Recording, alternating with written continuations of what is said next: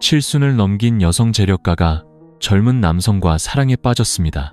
그리고 그 뒤에 숨겨진 비밀은 온 동네를 충격에 빠뜨렸죠. 수십 년간 고요하기만 했던 서울 성북동의 작은 골목길이 갑자기 떠들썩해진 건 그 때문이었습니다. 그날 아침 골목 어귀에서 국밥집을 하는 박 여사는 곰탕 솥을 걸자마자 야채가게 아주머니 귀에 대고 속삭였죠. 이거 진짜라니까. 저기 모퉁이 대저택에 사는 최 회장님 있잖아. 20살간 넘은 젊은 총각이랑 같이 산대.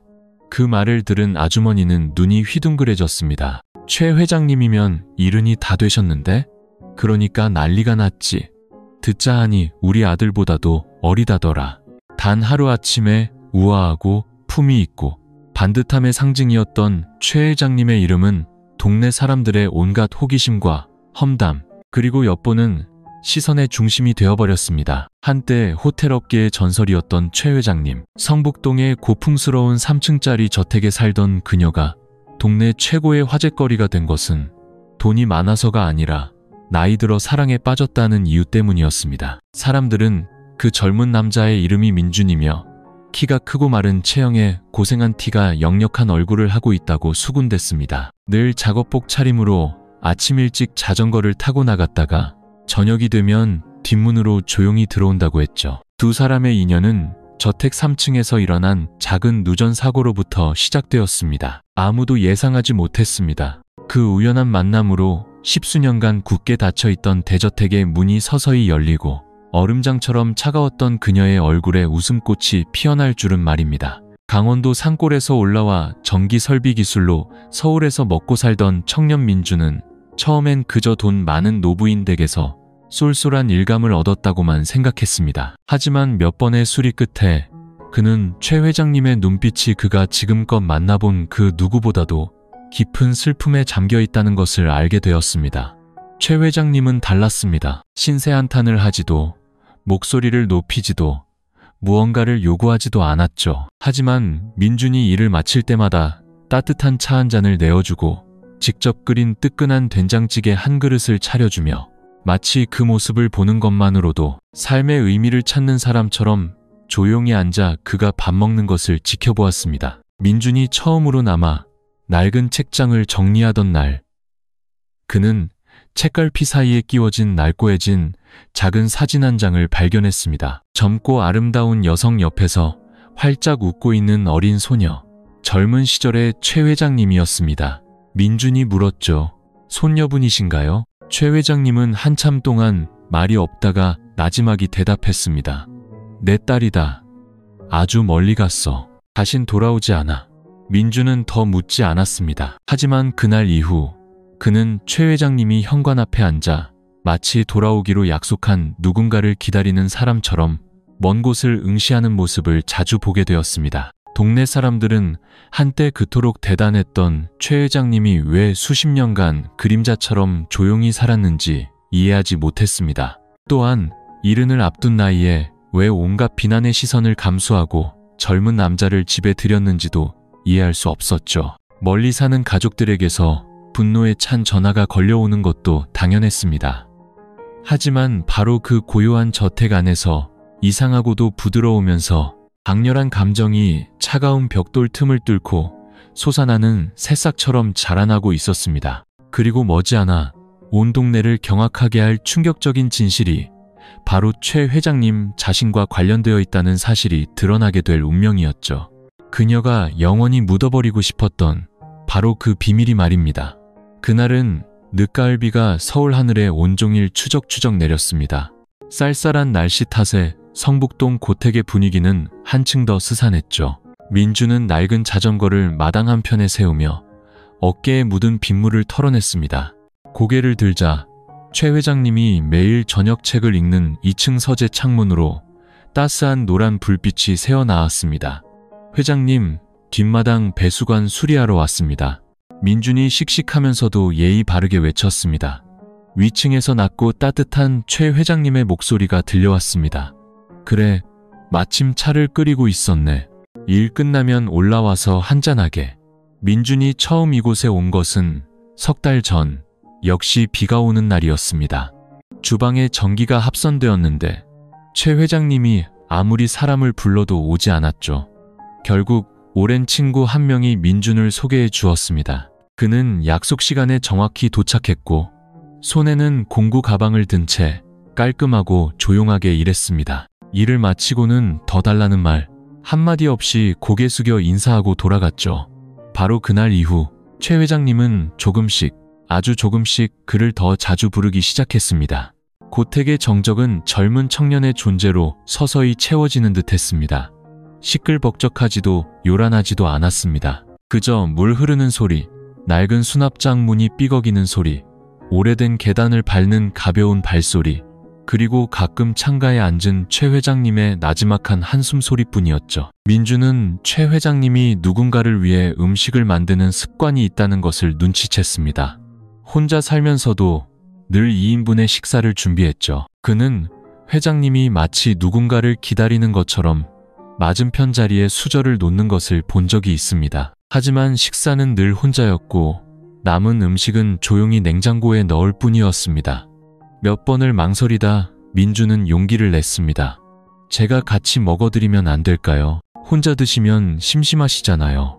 최 회장님은 오랫동안 말없이 그를 바라보았습니다. 하지만 다음 날 민준이 왔을 때 밥상에는 수저 2벌이 나란히 놓여 있었죠. 음식 솜씨가 별로인데 집밥이면 뭐든 다 잘 먹습니다. 그날의 식사 이후 민준은 매일 저녁 최 회장님과 함께 밥을 먹는 유일한 사람이 되었습니다. 둘은 말이 많지 않았지만 눈빛과 미소에는 진심이 담겨 있었죠. 이 조용한 시간의 조각들은 아무도 보지 못하고 아무도 알지 못하는 사이 자연스럽고 부드럽게 하나로 맞춰지고 있었습니다.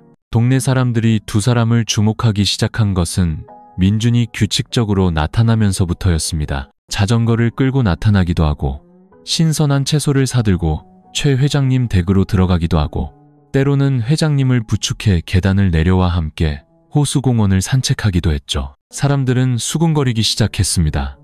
어떤 이는 노망이 들었다고 했고 어떤 이는 저 총각이 말솜씨가 좋아 집 한 채 얻어내려 한다고 비아냥거렸습니다. 하지만 그들은 몰랐습니다. 민준이 최 회장님께 무언가를 부탁한 적이 단 한 번도 없다는 것을. 그를 어머니나 사모님이라 부르지도 않았습니다. 그저 회장님이라고 친근하면서도 존중의 거리를 두는 호칭으로 불렀죠. 그리고 최 회장님은 수십 년간 고독과 권력, 성공 속에서 살아오다 돈을 받고 일하는 사람이 아닌 진심으로 자신을 챙겨주는 사람의 따뜻함을 느끼게 된 것입니다. 그날 배수관 수리를 마친 민주는 2층으로 올라갔습니다. 최 회장님은 이미 따뜻한 차를 준비해 두었고 방 안에는 은은한 제스민 향이 가득했습니다. 조명이 그녀의 주름진 얼굴을 부드럽게 비추었지만 그 얼굴에는 젊은 시절의 당당함이 여전히 남아 있었죠. 요즘 회장님 얼굴이 좋아 보이세요. 민준이 말했습니다. 그녀는 민준을 보지 않고 천천히 찻잔에 차를 따랐습니다.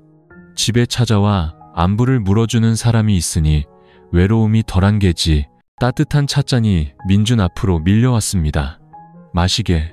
날이 차가워졌어. 그녀의 손이 그의 손에 잠시 스쳤습니다. 아주 잠깐이었지만 민준의 심장이 가볍게 저려왔습니다. 이름 붙일 수 없는 감정이었죠. 모성애도 아니었고 동정심도 아니었습니다. 그보다 더 가까운 무언가였습니다. 젊은 청년은 이해하지 못했지만 최 회장님은 알았습니다. 그것은 수십 년 만에 처음으로 어떤 계산도 없이 순수한 관심을 받는 느낌이었기 때문입니다. 그리고 동시에 그녀는 이 평화가 오래가지 못할까 두려워졌습니다. 과거에 묻어둔 비밀이 언젠가 드러나면 그 누구도 더는 지금처럼 자신을 바라봐주지 않을 것이라는 사실을 알고 있었기 때문입니다. 민준이 온 뒤로 바람소리와 한 사람의 발소리만이 가득했던 대저택은 이상할 만큼 따뜻해졌습니다. 매일 아침 민준이 마당을 쓸고 잡다한 수리를 하기 위해 일찍 오면 최 회장님은 그가 일할 때 정신이 맑아진다며 좋아하는 설탕 없는 블랙커피를 미리 타놓곤 했습니다. 처음에는 민준도 어색해했지만 시간이 지나면서 그는 자신이 더 이상 고용인이 아니라 집안의 식구처럼 느껴졌습니다. 최 회장님 역시 주인 행세를 하지 않았죠. 어느 날은 비가 억수같이 쏟아져 민준이 늦게 도착하자 그녀는 우산을 들고 문을 열어주며 가볍게 핀잔을 주었습니다. 왜 비옷도 안 입고 다녀? 흠뻑 다 젖었잖니. 민주는 머쓱하게 머리를 극적였습니다. 작은 비인 줄 알고 방심했습니다.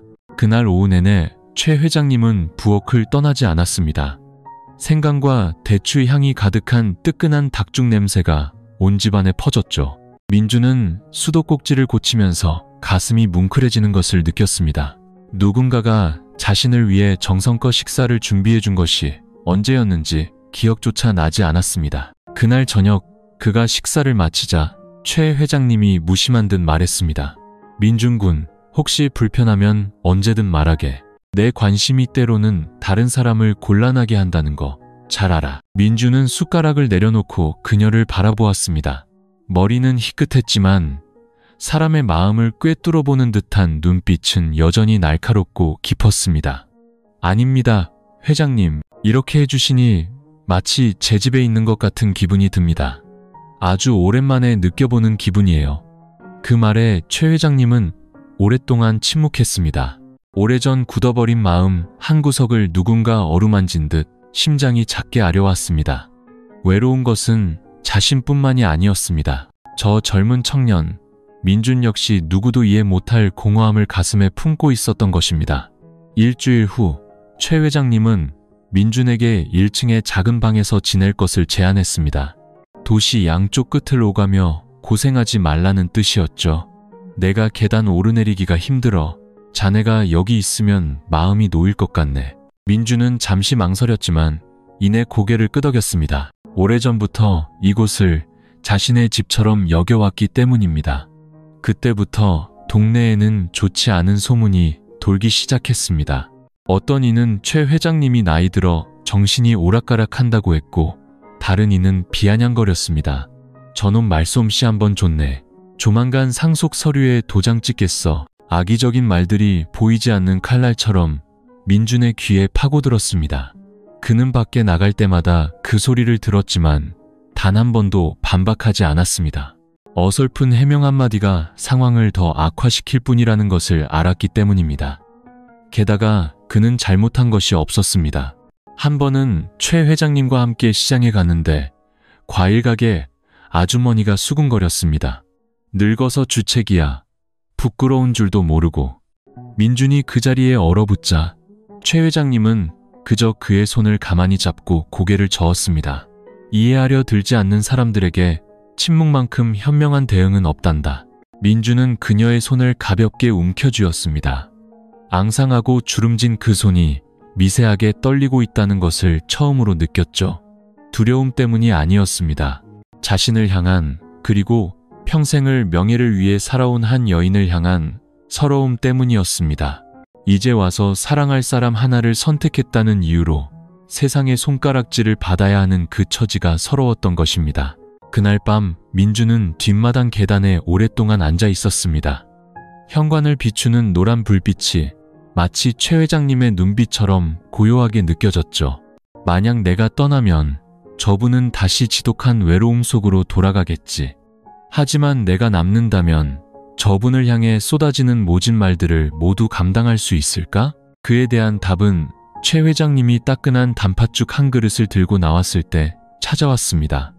그녀는 아무 말 없이 그의 옆에 단팥죽을 내려놓고 조용히 앉았습니다. 남들이 뭐라고 생각하든 상관없다. 그저 자네 마음이 옳다고 느끼면 그걸로 된 거야. 민주는 그녀를 바라보았습니다. 이름 붙일 수는 없지만 이 감정이 사회적 통념과 신분, 나이를 뛰어넘어 점점 더 커지고 있음을 처음으로 느꼈습니다. 그리고 그 순간 두 사람은 알지 못했습니다. 과거의 폭풍이 서서히 그들을 향해 다가오고 있다는 사실을 말입니다. 최 회장님이 거의 30년간 묻어두었던 그 폭풍이 한번 몰아치면 그들이 애써 지키려 했던 모든 것을 앗아갈 수도 있다는 사실을 말입니다. 민준이 완전히 들어와 살게 된 후 최 회장님 저택의 일상은 새로운 페이지로 넘어갔습니다.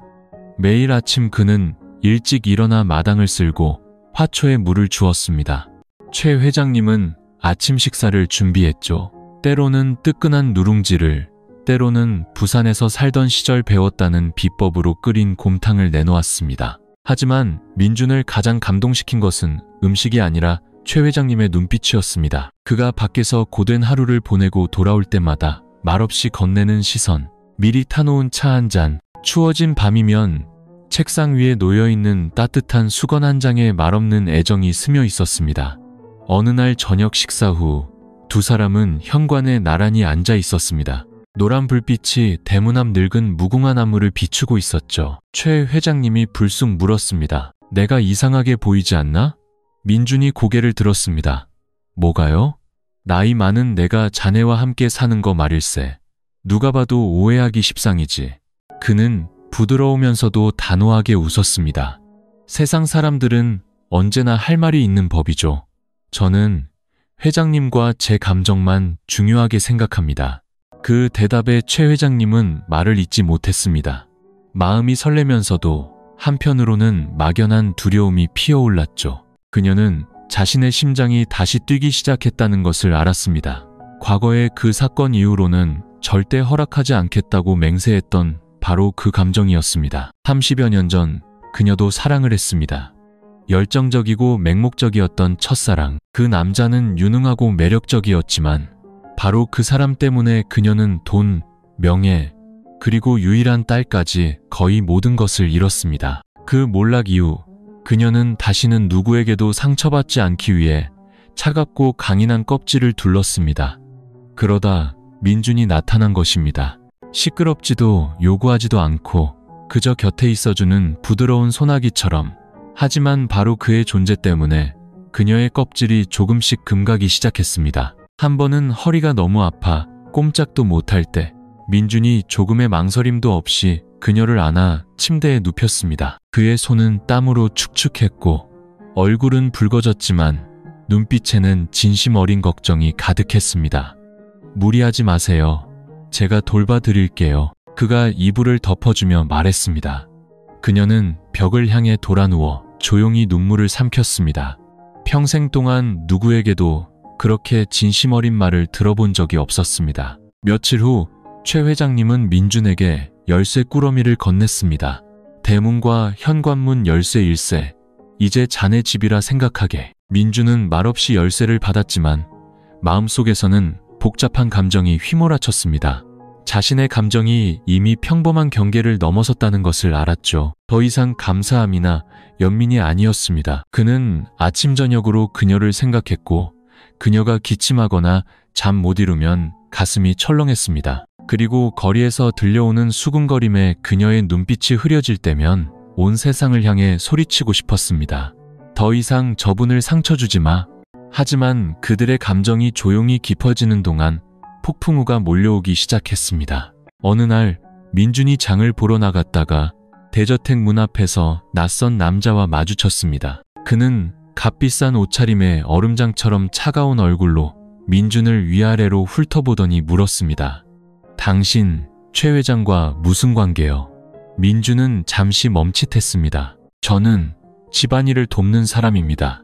남자는 고개를 끄덕이며 비웃었습니다. 집안일 돕는 사람이 아예 눌러 살고 그 양반차를 몰고 그 양반이 해주는 밥을 먹는다?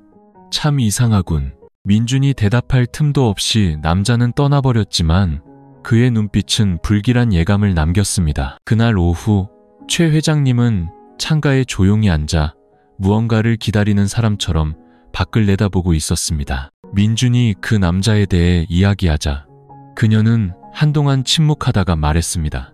돌아와선 안 될 사람이었네. 그녀의 목소리는 민준이 소름을 느낄 정도로 차가웠습니다. 무언가 아주 크고 깊고 어두운 것이 숨겨져 있었습니다. 언제나 침착하던 그녀를 이토록 두렵게 만드는 무언가가. 민준은 더 묻지 않았지만 최 회장님이 오랫동안 숨겨온 과거가 서서히 문을 열고 있으며 그 문이 활짝 열리는 순간 그녀뿐만 아니라 자신도 그 소용돌이에 휘말리게 될 것임을 직감했습니다. 그날 밤 민준은 뒤척이며 잠을 이루지 못했습니다. 그 남자에 대한 최 회장님의 의미심장한 말이 귓가에 맴돌았죠. 돌아와선 안 될 사람. 증오라기보다는 용서할 수 없다는 단호함이 느껴졌습니다. 다음 날 아침 민준이 아침 식사를 준비하고 있을 때 최 회장님이 평소보다 더 무거운 얼굴로 내려왔습니다. 그녀는 식탁에 앉아 마시지도 않을 차를 저으며 불쑥 물었습니다. 자네 여기에 계속 있을 텐가? 오래도록? 민주는 얼어붙었습니다. 앞뒤 없는 그 질문이 심장을 날카롭게 베는 것 같았죠. 그는 실망감을 감추지 못하고 그녀를 바라보았습니다. 왜 그런 질문을 하세요? 제가 떠나길 바라시는 겁니까? 최 회장님은 그를 보지 않고 그저 고개를 가로저었습니다. 아니, 그저 오래 있다가 자네가 후회하게 될까봐 두려워서 그러네. 민주는 찻잔을 내려놓고 그녀에게 다가갔습니다. 제가 왜 여기 있다고 생각하십니까? 돈 때문에요? 이 저택 때문에요? 그녀는 대답하지 않았습니다. 하지만 슬픔이 어린 그 눈빛이 모든 것을 말해주고 있었죠. 그녀는 두려웠던 것입니다. 민준이 모든 것을 알게 되면 과거의 다른 사람들처럼 자신을 떠나버릴까봐. 그날 민준은 식사를 거르고 평소보다 일찍 집을 나섰습니다. 낡은 자전거를 타고 서울의 번화가를 지나 붐비는 인파 속으로 들어갔지만 머릿속은 온통 하나의 질문으로 가득했습니다. 대체 어떤 과거이기에 저분을 저토록 두렵게 만드는 걸까? 그에게는 생각할 시간이 많지 않았습니다. 바로 그날 정오, 집에 돌아온 그는 어제의 그 남자가 다시 나타난 것을 보았습니다. 이번에는 혼자가 아니었죠. 그와 함께 온 중년 여성은 화려한 옷차림에 날카로운 화장을 하고 있었습니다. 민준이 대문을 들어서는 순간 그녀가 숨기지도 않고 쏘아붙였습니다. 당신이 최 회장 애인이야? 참 빠르네. 우리 엄마 좀 약해지니까 바로 젊은 놈이 달라붙는군. 민준은 망연자실했습니다. 그 여자가 최 회장님의 딸일 줄은 꿈에도 몰랐기 때문입니다. 민준이 반응하기도 전에 여자가 비아냥거리며 말을 이었습니다. 여기서 아주 법적 남편처럼 먹고 잔다며? 분명히 말해두는데 이 집, 이 모든 재산은 다 내 거야. 우리 엄마는 그냥 잠시 맡아두고 있는 것뿐이라고. 바로 그때 최 회장님이 집안에서 나왔습니다. 얼음장처럼 차가운 얼굴로 민준을 스쳐 지나가 딸을 똑바로 쳐다보았죠. 네가 함부로 누구를 내쫓을 권리는 없. 친딸이라도 이렇게 무례하게 굴 수는 없어. 그럼 이 사기꾼한테 온 집안이 놀아나는 걸 그냥 두라고요? 밖에선 사람들이 뭐라고 하는지 아세요? 최 회장님은 주먹을 꽉 쥐며 감정을 억눌렀습니다. 내 인생은 내가 산다. 누구의 허락도 필요 없어. 네가 부끄럽다면 그냥 호주로 돌아가. 여기 와서 날 비난하지 말고. 딸은 그 자리에 얼어붙었습니다. 지난 수십 년간 최 회장님은 마음속 죄책감 때문에 딸에게 늘 침묵하고 인내해왔습니다. 하지만 이번에는 민준을 위해 목소리를 낸 것입니다. 모녀가 떠난 후 민준은 거실에 조용히 앉아 있었습니다. 아무 말도 하지 않았지만 그의 눈빛은 혼란으로 가득했죠. 그는 처음으로 거리라는 것을 실감했습니다. 나이의 거리가 아니라 두 개의 다른 세상, 다른 과거, 그리고 편견의 거리였습니다. 최 회장님이 그의 맞은편에 앉았습니다. 사과도 해명도 하지 않았죠. 그녀는 단 한마디만 했습니다. 자네가 힘들면 그냥 떠나게. 잡지 않아. 하지만 남겠다면 다른 사람들이 나에 대해 하는 말은 절대로 믿지 말게. 민주는 오랫동안 그녀를 바라보다 붉어진 눈으로 고개를 끄덕였습니다. 떠나지 않겠습니다. 하지만 이제부터는 모든 것을 알고 싶습니다. 최 회장님은 침묵했습니다. 방 안의 노란 불빛이 그날의 대치로 한층 더 깊어진 그녀 얼굴의 주름을 비추었습니다. 그녀는 이제 민준을 곁에 두려면 더 이상 숨길 수만은 없다는 것을 알았습니다. 그리고 그날 밤 그녀는 과거의 이야기를 시작했습니다. 금융 스캔들, 상실, 그리고 한때 이 동네 전체를 뒤흔들었던, 이제는 모두가 잊었다고 생각했던 그 사건에 대한 이야기를 말입니다. 하지만 아니었습니다. 그 사건에 연루되었던 인물 중 하나가 바로 지금 이 동네로 돌아왔고 모든 것을 갈갈이 찢어버릴 수 있는 진실을 품고 있었기 때문입니다. 서울의 밤은 쥐 죽은 듯 고요했습니다. 밖에서는 오토바이 몇 대가 드문드문 스쳐 지나갈 뿐 낡은 가로수가 바람에 흔들리는 소리만 들려왔죠. 성북동 작은 골목 끝에 위치한 저택 안, 최 회장님은 찻잔 두 개의 차를 따랐습니다. 하나는 민준 앞에, 하나는 자신 앞에 놓았죠. 부드러운 노란 조명 아래 그녀는 의자에 등을 기댄 채 오랫동안 짊어져 온 갑옷을 벗어 던지듯 가볍게 한숨을 쉬었습니다. 모든 것을 알고 싶다면 조용히 앉아서 판단하지 말고 들어주겠나? 민주는 고개를 끄덕였습니다. 그는 가슴속의 긴장감을 감추려 주먹을 가볍게 쥐었죠. 최 회장님은 그를 바라보며 지난 30년간 단 한 번도 입 밖으로 내지 않았던 비밀스러운 이야기를 천천히 시작했습니다. 내가 36살 때 당시 서울 건설업계 최초의 여성 임원이었어. 그 시절 여자가 임원이 되는 건 드문 일이라 난 항상 강하고 심지어는 냉혹해야만 그 자리를 지킬 수 있었지. 일찍 성공했고 재산도 많았지만 적도 그만큼 많았어. 그녀의 눈빛이 어두워졌습니다. 목소리는 여전히 차분했지만 한마디 한마디가 고통스러운 기억에서 끄집어낸 듯했습니다. 자네가 오늘 본 그 남자, 이름은 강태석이야. 그의 그는 내 사업 파트너였지. 처음에는 계약서에 서명하는 사이로 만났지만 나중에는 연인이었어. 민주는 놀라움을 감추지 못했습니다. 그 차가운 인상의 남자가 최 회장님이 사랑했던 사람이었다니. 진심으로 사랑했지만 그는 나를 프로젝트 자금을 빼돌리기 위한 발판으로만 여겼더군. 난 까맣게 몰랐어. 사건이 터졌을 때 모든 계약서는 내 이름으로 되어 있었지. 그는 사라졌고 난 감옥에 갈 뻔했어. 재산 대부분을 잃었고 10살 된 딸아이도 잃었지. 오늘 왔던 그 따님이군요. 민준이 물었습니다. 그녀는 고개를 끄덕였습니다. 목소리는 낮아졌고 눈에는 물기가 어렸죠. 그 아이는 날 원망했어. 법정에서는 무죄를 선고받았지만 여론은 아니었지. 사람들은 내 탐욕과 어리석음을 탓했어. 딸은 아빠를 따라 외국으로 떠났고 10년간 전화 한 통 없었지. 민주는 말을 잃었습니다. 지난 세월 동안 최 회장님은 그런 죄책감을 안고 모든 것을 맨 처음부터 다시 일으켜 세웠던 것입니다. 맨손으로 이 낡은 저택을 다시 사들였고 회사를 새로 열어 한 걸음씩 명예를 되찾았지만 마음의 상처는 결코 아물지 않았던 거죠. 강태석은 3년간의 잠적 끝에 다시 돌아왔어. 그리고 예전처럼 뻔뻔하게 굴고 있지. 최 회장님의 목소리가 메어왔습니다. 그는 내가 늙고 약해져 곁에 아무도 없다는 걸 알고 돌아온 거야. 사과하러 온 게 아니라 내게 남은 마지막 것들마저 빼앗으러 온 거지. 민주는 조용히 앉아 있었습니다.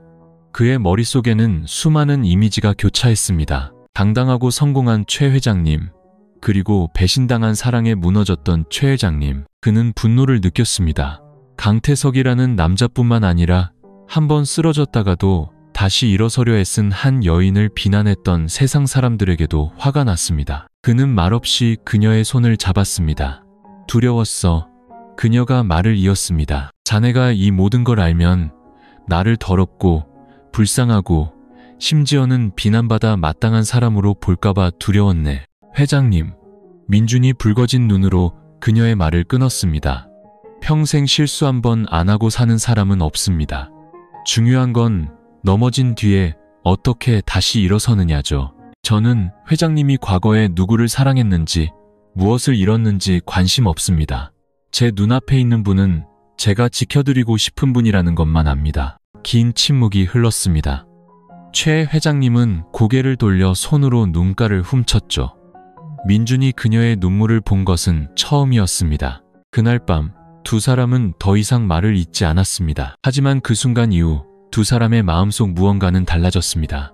더 이상 조용한 식사도 서로를 피하는 눈빛도 없었습니다. 그들은 서로를 믿고 다가오는 폭풍에 함께 맞서기로 결심한 것입니다. 다음날 아침 민주는 외부 일을 모두 그만두고 집에 머물며 최 회장님을 돌보고 서류와 재산 정리를 돕기 시작했습니다. 입 밖으로 꺼내진 않았지만 서로를 바라보는 눈빛은 이전과 달랐습니다. 하지만 그들이 모든 것이 괜찮아질 거라 생각하던 바로 그때 한 낯선 사람이 두툼한 서류 봉투를 들고 나타나 거부할 수 없는 협박을 던졌습니다. 최 회장, 과거가 신문에 대서특필되는 걸 원치 않는다면 이 요구에 따르시오. 그 서류 봉투에는 과연 무엇이 들어있었으며 이 협박 뒤에 숨은 자는 누구였을까요?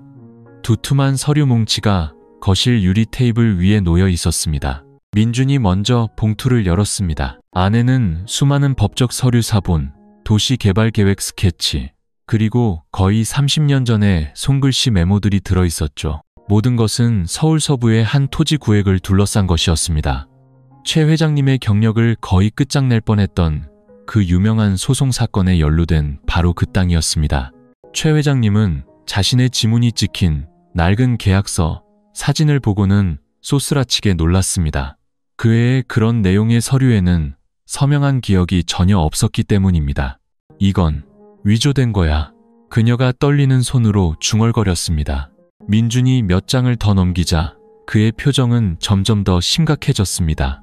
단순한 위조가 아니라 조직적인 위조였습니다. 안에는 손으로 쓴 쪽지도 한 장 들어 있었죠. 이 서류 뭉치가 내일 아침 신문에 실리는 걸 원치 않는다면 뭘 해야 할지 알겠지? 이 집을 넘기고 침묵을 사라. 이름도 전화번호도 없이 오만함이 가득한 협박의 메시지뿐이었습니다. 두 사람은 말없이 서로를 바라보았습니다. 대저택 안의 공기가 칼로 베어질 듯 무겁게 내려앉았죠. 민준은 주먹을 쥐었습니다. 두려움 때문이 아니라 분노 때문이었습니다. 이것은 명백히 한 개인의 소행이 아니라 오랫동안 최 회장님을 노려온 자들의 음모였습니다. 누구의 소행이라고 생각하세요? 민준이 물었습니다. 최 회장님은 바로 대답하지 않았습니다. 잠시 후 그녀가 천천히 말했죠. 강태석이거나 그와 관련된 사람이겠지. 하지만 집안 사람일 수도 있어. 그녀가 미간을 찌푸렸습니다. 따님을 의심하시는 겁니까? 그녀는 슬픈 목소리로 고개를 끄덕였습니다. 그 아이는 날 많이 원망했어. 이번에 돌아온 것도 단순히 안부를 묻기 위해서가 아니라는 걸 알아. 아마 내가 곧 죽을 거라 생각하고 모든 걸 되찾고 싶어 하는 거겠지. 침묵이 흘렀습니다. 민주는 무슨 말을 해야 할지 몰랐습니다. 만약 정말 가족의 소행이라면 이보다 더 잔인한 공격은 없을 테니까요. 그날 밤 민주는 서류의 진위를 확인하기 위해 아는 변호사를 만나보겠다고 제안했습니다. 최 회장님은 동의했지만 그에게 신신당부했죠. 조심하게. 서류를 보낼 정도라면 함정을 파놓고 기다리고 있을 걸세. 다음 날 아침 민주는 한적한 카페에서 개인 변호사를 만났습니다. 지난 10년간 최 회장님과 함께 일해온 중년의 변호사는 서류를 한 장 한 장 넘기며 미간을 찌푸렸습니다. 위험합니다. 설령 가짜라고 해도 언론에 공개되면 사람들은 믿게 될 겁니다. 한번 여론이 들끓기 시작하면 최 회장님의 명예는 지킬 수 없어요. 반격할 방법이 있어야 하지 않습니까? 민준이 불타는 눈으로 물었습니다. 변호사는 어깨를 으쓱했습니다. 방법은 두 가지입니다. 하나는 침묵하고 재산을 넘겨 평화를 사는 것. 다른 하나는 반격해서 배우를 찾아내고 역으로 증거를 터뜨리는 겁니다. 하지만 이 방법은 위험 부담이 큽니다. 만약 패배하면 최 회장님은 모든 것을 잃게 될 겁니다. 민주는 그 자리에 얼어붙었습니다. 그는 모험을 즐기는 사람이 아니었지만 이번만큼은 그의 심장이 말하고 있었습니다. 여기서 물러서면 최 회장님은 남은 인생을 억울함 속에서 고개 숙인 채 살게 될 거라고. 그날 밤 민주는 최 회장님에게 모든 것을 털어놓았습니다. 그녀는 이야기를 다 듣고 한동안 말이 없다가 불쑥 말했습니다. 이 집은 필요 없어. 하지만 강태석이든 누구든 다시는 내 얼굴에 침을 뱉게 둘 수는 없네. 그녀는 민준을 바라보았습니다. 그 눈에 결연한 의지가 빛나고 있었죠. 자네, 끝까지 나를 도와줄 수 있겠나? 민준은 망설이지 않았습니다. 누구도 회장님의 것을 빼앗아 가게 두지 않겠습니다. 두 사람은 계획을 세웠습니다. 먼저 민준이 강태석이라는 남자를 몰래 미행하고 그동안 최 회장님은 협상에 응하는 척 시간을 끌기로 했습니다. 그들을 빗속으로 끌어내 녹음하고 증거를 찾아 반격할 기회를 노리는 것이었죠. 바로 그때 아무도 예상치 못한 일이 일어났습니다. 최 회장님의 딸이 개인 변호사와 함께 다시 나타나 재산 서류를 재검토하고 싶다며 이 집의 소유권을 자신에게 넘겨달라고 요구한 것입니다. 민주는 최 회장님의 눈에서 깊은 실망과 고통을 보았지만 그녀는 그저 담담하게 웃으며 대답했습니다. 원하는 게 있으면 솔직하게 말하렴. 하지만 내 피와 땀으로 이룬 것을 누구에게도 빼앗기지 않을 거다. 그게 설령 너라고 해도 말이다. 전쟁은 아직 시작되지 않았지만 이미 화약 냄새가 진동했습니다. 강태석의 귀환, 위조된 서류, 익명의 협박 뒤에는 훨씬 더 복잡한 거미줄이 쳐져 있었습니다. 그리고 최 회장님이 아직 감히 말하지 못한 비밀이 있었습니다. 과거에 그녀가 저질렀던 그 모든 것보다 더 중대한 실수. 만약 그 실수가 드러나면 그녀뿐만 아니라 민준 역시 그 대가를 치르게 될지도 모르는 바로 그 실수가 말입니다. 익명의 서류 봉투를 받은 지 일주일 후 최 회장님은 다른 사람이 된 것 같았습니다. 여전히 그 눈빛, 여전히 단정하게 틀어올린 백발이었지만 이제 그녀에게서는 평온함 대신 인생의 마지막 전투를 준비하는 전사의 강인함이 느껴졌습니다. 민주는 매일 아침 그것을 느꼈습니다. 그녀는 그보다 일찍 일어나 안경을 쓰고 서류를 검토하고 변호사에게 보낼 답변을 타이핑했죠. 조용했던 저택은 이제 두 사람이 함께 치밀한 반격 계획을 세우는 작은 총본부 같았습니다. 그리고 마침내 첫 번째 기회가 왔습니다. 어느 날 오후 민주는 낯선 번호로 온 문자 메시지를 받았습니다. 강태석이 무슨 꿍꿍이인지 알고 싶으면 오늘 밤 한강변 라이브바 VIP 5번 테이블로 와. 단 들키지 않도록. 민주는 최 회장님께 아무 말도 하지 않았습니다. 미리 알리면 말릴 것을 알았지만 직감적으로 이것이 중요한 단서라고 느꼈기 때문입니다. 그날 밤 그는 평범한 옷차림에 모자를 눌러쓰고 강변에 번화한 바로 조용히 들어갔습니다. VIP 5번 테이블. 그는 강태석을 발견했습니다. 여전히 단정한 흰 셔츠 차림에 고급 양주를 들고 있었지만 눈빛은 음흉한 계략으로 가득했죠. 그의 옆에는 낯선 여자가 앉아 있었습니다. 30대 정도로 보이는 갈색으로 염색한 머리에 날카로운 인상을 가진 여자였습니다. 그들은 두 줄 뒤 어둠 속에 앉아있는 민준을 눈치채지 못했습니다. 그는 휴대폰 녹음 기능을 켜고 귀를 기울였습니다.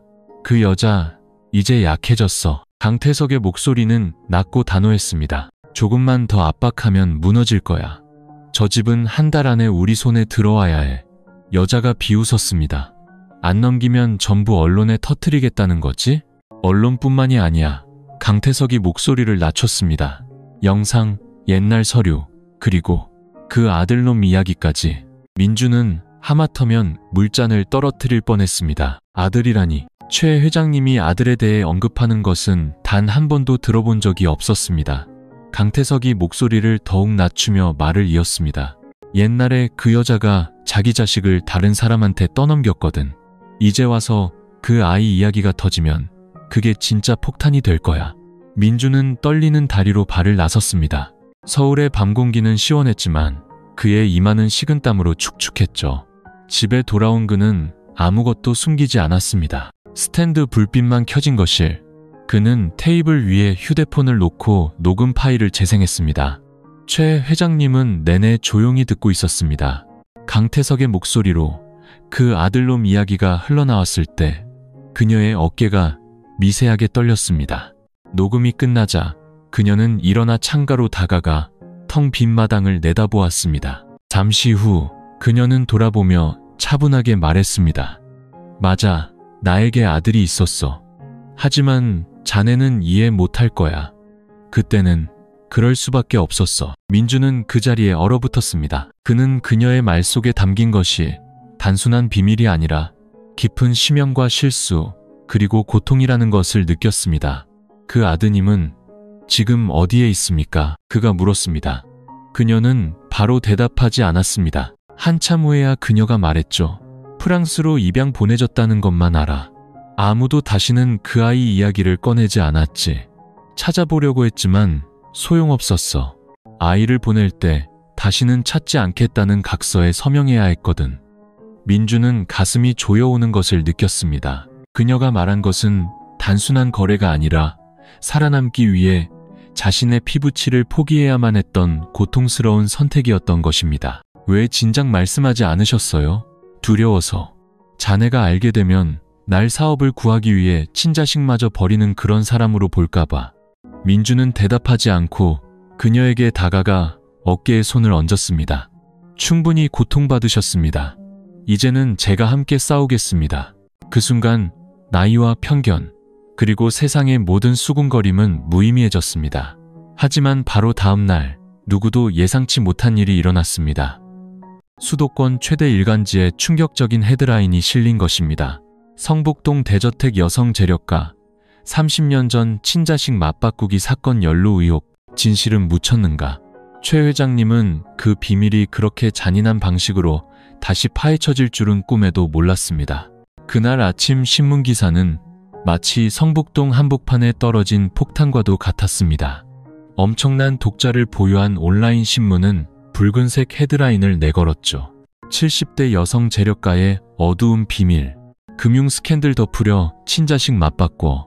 기사에는 최 회장님의 사진이 자극적인 제목 옆에 편집되어 있었습니다. 백발의 머리, 세월의 흔적이 가득한 얼굴은 순식간에 비인간적인 음모의 상징처럼 묘사되었습니다.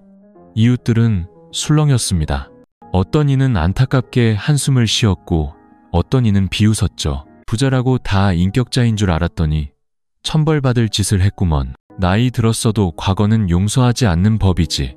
민주는 휴대폰 화면의 글자들을 하나하나 읽으며 눈에 불꽃이 튀는 것을 느꼈습니다. 그는 서둘러 집으로 달려갔습니다. 저택 문을 열었을 때 최 회장님은 의자에 멍하니 앉아 있었습니다. 그녀 앞에는 차갑게 식은 찻잔과 악의적인 댓글이 가득한 화면이 켜진 휴대폰이 놓여 있었죠. 더 이상 읽지 마세요. 민준이 메인 목소리로 말했습니다. 최 회장님은 대답 없이 퀭한 눈으로 그를 올려다보았습니다. 막 흘러내린 눈물을 감추려는 듯 눈을 깜빡였죠. 이런 일에 익숙해졌다고 생각했는데 아니었나 봐. 평생을 사실이 아닌 말들로 낙인 찍히는 것에 익숙해질 수 있는 사람은 없겠지. 민주는 그녀의 손을 잡았습니다. 제가 회장님의 억울함을 모두 풀어드리겠습니다. 1시간 후 그는 변호사와 언론계에서 일하는 친한 친구를 만났습니다. 세 사람은 작은 카페에 모여 위기 대응 방안을 논의했죠. 우선 허위 정보를 반박해야 했지만 더 중요한 것은 최 회장님이 기사 내용처럼 아이를 맞바꾼 것이 아니라는 사실을 증명해 줄 사람이 필요했습니다. 언론인 친구가 말했습니다. 민주는 깊은 생각에 잠겼습니다. 그러려면 그 아드님을 찾아야만 합니다. 변호사가 말을 이었습니다. 찾을 수는 있겠지만 시간이 걸릴 겁니다. 수십 년 전 과거라 입양 서류나 의료 기록을 추적하기가 쉽지 않아요. 누군가 원본 서류를 가지고 있지 않은 이상은, 그렇다면 그 원본을 가진 사람은 이 기사 뒤에 숨어있는 바로 그 사람이겠군요. 민주는 고개를 끄덕였습니다. 그의 머릿속에 즉시 그날 밤 바에서 강태석과 함께 있던 낯선 여자의 얼굴이 떠올랐습니다. 민주는 자신에게 문자를 보냈던 낯선 번호를 찾아 통신사 기술팀에 있는 친구에게 바로 전달했습니다. 1시간 후 답장이 왔습니다. 이 번호는 다른 유심칩과 연동되어 있고 소유주 등록 이름은 이미연. 민주는 얼어붙었습니다. 최 회장님께 한 번도 들어본 적 없는 이름이었습니다. 그는 돌아가 그녀에게 물었습니다. 최 회장님은 그 이름을 듣고 몸이 굳었습니다. 한참 후에야 속삭였죠. 이미연. 그 사람은 옛날 산부인과의 간호사였어. 내가 아들을 떠나보내야만 했던 그날의 모든 상황을 지켜본 증인이었지. 그녀의 눈빛이 어두워졌고 목소리는 악몽 같은 기억으로 떨렸습니다. 그때 난 벼랑 끝에 몰려 있었어. 아이는 미숙아로 태어나 위독했고 병원비를 내지 못하자 사립병원에서는 치료를 거부했지. 사람들은 내게 협상을 강요했어. 아이를 미리 대기하고 있던 불임 부부에게 넘기면 그 돈으로 빚을 갚고 살아남고 회사를 지킬 수 있을 거라고. 정말 서명하셨어요? 민준이 심장이 멎는 듯한 기분으로 물었습니다. 그녀는 눈물을 글썽이며 고개를 끄덕였습니다.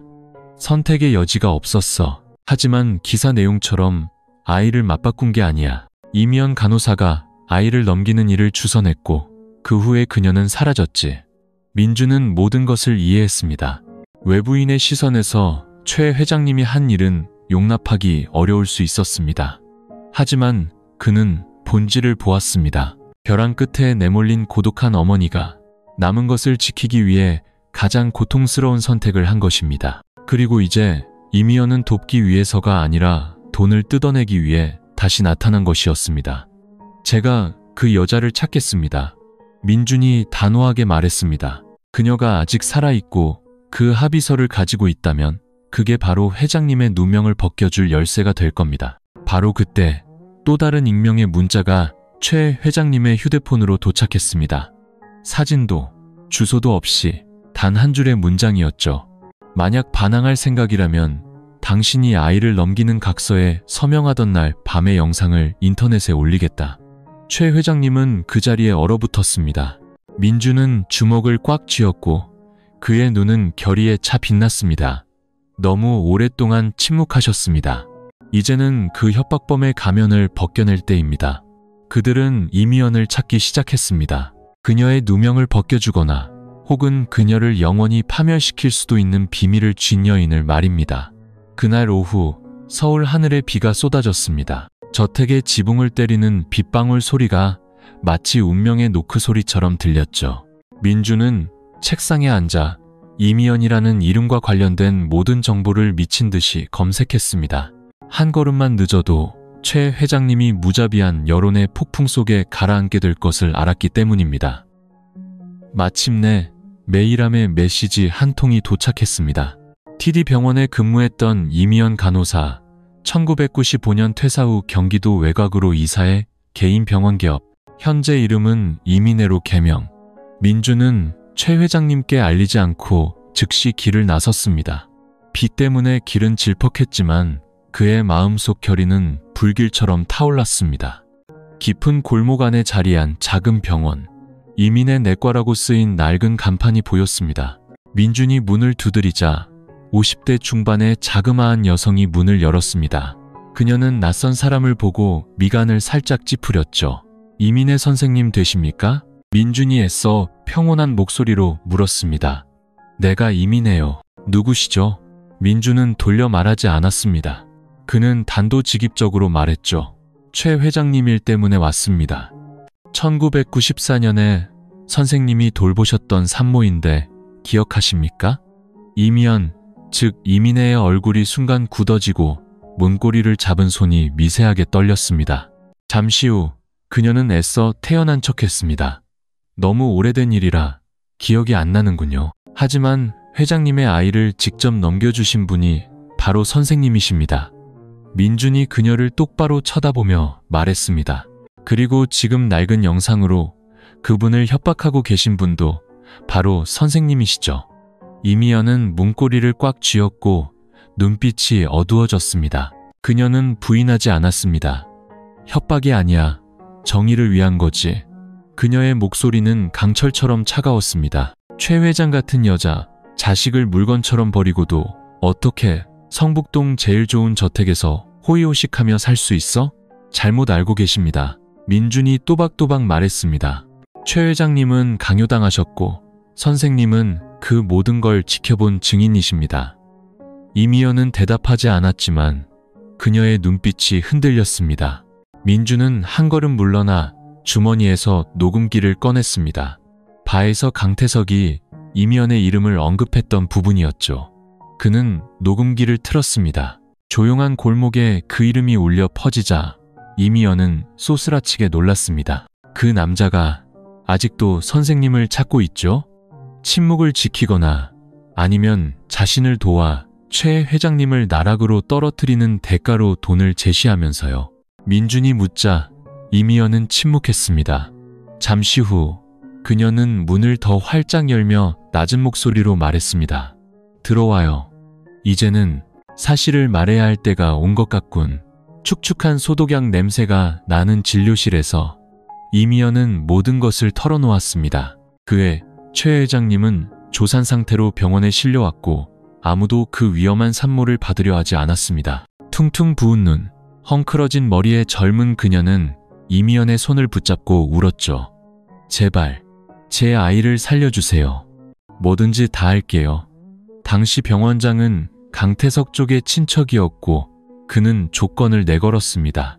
아이를 미리 대기하고 있던 불임 부부에게 넘기거나 아니면 모자 모두 죽음을 기다리거나 이미연은 그저 보조 간호사에 불과했습니다. 그녀는 최 회장님의 눈에서 절망을 보았고 어머니의 손에서 아이를 떼어내 병원비 영수증과 맞바꾼 사람이 바로 자신이라고 했습니다. 그 후 너무 큰 충격에 일을 그만두고 이름을 바꿔 숨어 살았다고 했습니다.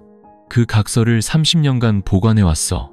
이미연은 서랍을 열어 누렇게 변색된 두툼한 서류철을 꺼냈습니다. 그분을 마주할 용기는 없었지만 그 눈빛을 잊을 수도 없었어. 민주는 떨리는 손으로 서류를 받았습니다. 그것은 치료비를 감당할 수 없어 아이를 양육 포기할 수밖에 없었다는 내용의 자필 서명과 지장이 찍힌 확인서였습니다. 이 서류가 필요합니다. 회장님이 아이를 맞바꾼 게 아니라는 걸 증명해야 합니다.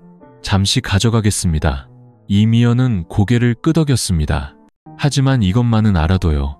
그 아이 이제 다 커서 한번 친어머니를 찾아온 적이 있었어. 내가 만나지 못하게 막았지. 민주는 그 자리에 얼어붙었습니다. 왜요? 최 회장님이 그럴 자격이 없다고 생각했으니까. 하지만 이젠 내가 틀렸다는 걸 알겠어. 돌아오는 길, 비는 그쳤고 거리에는 불이 켜지기 시작했습니다. 민주는 차 안에서 그 각서를 보물처럼 꼭 쥐고 있었습니다.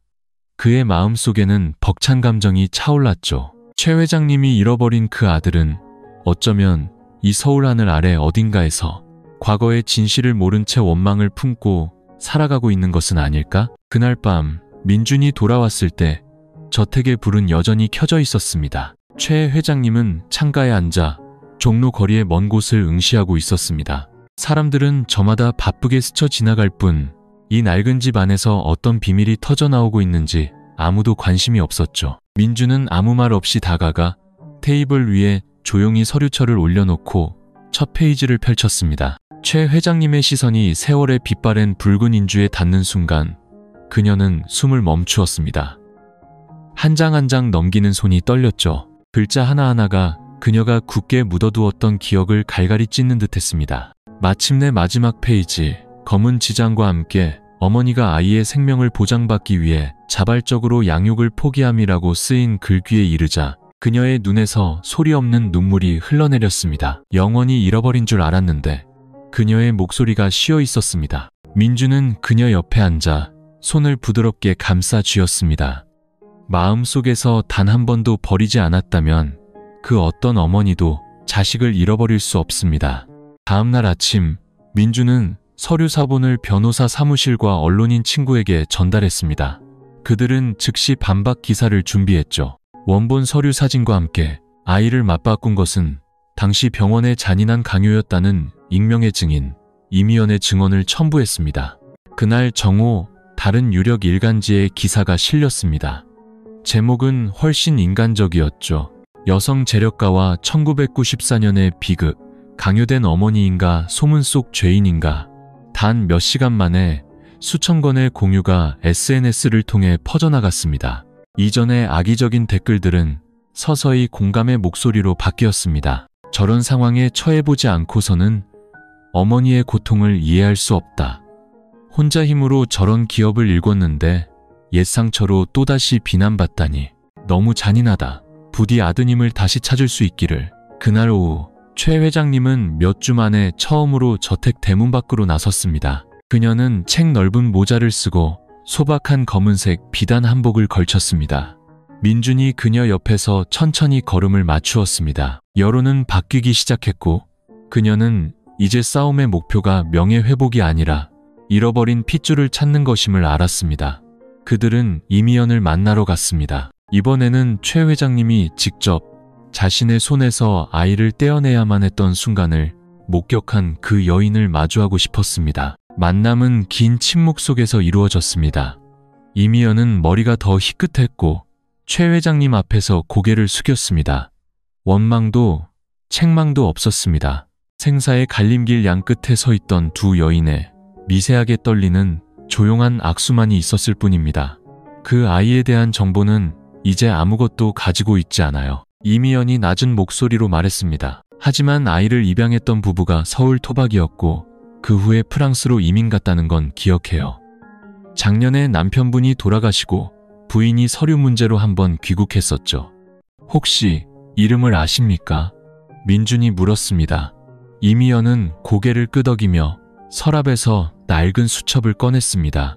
누렇게 바랜 종이 위에 김영철, 박선이라는 이름과 함께 과거 서대문구의 주소가 적혀 있었습니다. 민주는 주소를 받아 적었습니다. 최 회장님은 그 글씨를 수년간의 고통 끝에 비로소 보이는 마지막 희망의 빗줄기처럼 바라보았습니다. 고맙소. 그녀가 작게 말했습니다. 서류 때문이 아니라 내 기억을 지켜주어서. 그들이 돌아설 때 서울의 저녁 바람이 작은 골목을 스쳐 지나가며 노란 나무잎들을 길가로 흩날렸습니다. 차 안에서 최 회장님이 입을 열었습니다. 자네 생각엔 그 아이가 날 어머니로 인정하고 싶어 할까? 민주는 그녀를 바라보며 단호한 눈빛으로 말했습니다. 설령 인정하지 않더라도 회장님은 최소한 사과할 기회를 가질 자격이 있으십니다. 일주일 후 민주는 박선희 여사에 대한 소식을 알아냈습니다. 그녀는 현재 은평구의 한 낡은 아파트에서 혼자 살고 있었습니다. 남편은 세상을 떠났고 박 여사는 연금으로 생활하며 거의 외출을 하지 않는다고 했습니다. 그날 밤 민주는 조용히 그 집 앞으로 가 초인종을 눌렀습니다. 70대 초반의 마른 체구의 여성이 경계심 가득한 눈빛으로 나왔습니다. 누구시죠? 민주는 천천히 말했습니다. 저는 최 회장님께서 30여 년 전에 낳으시고 떠나보내야 했던 아드님을 찾으러 왔습니다. 혹시 그분이 지금 어디에 계신지 알 수 있을까요? 박선희 여사는 그 자리에 얼어붙었습니다.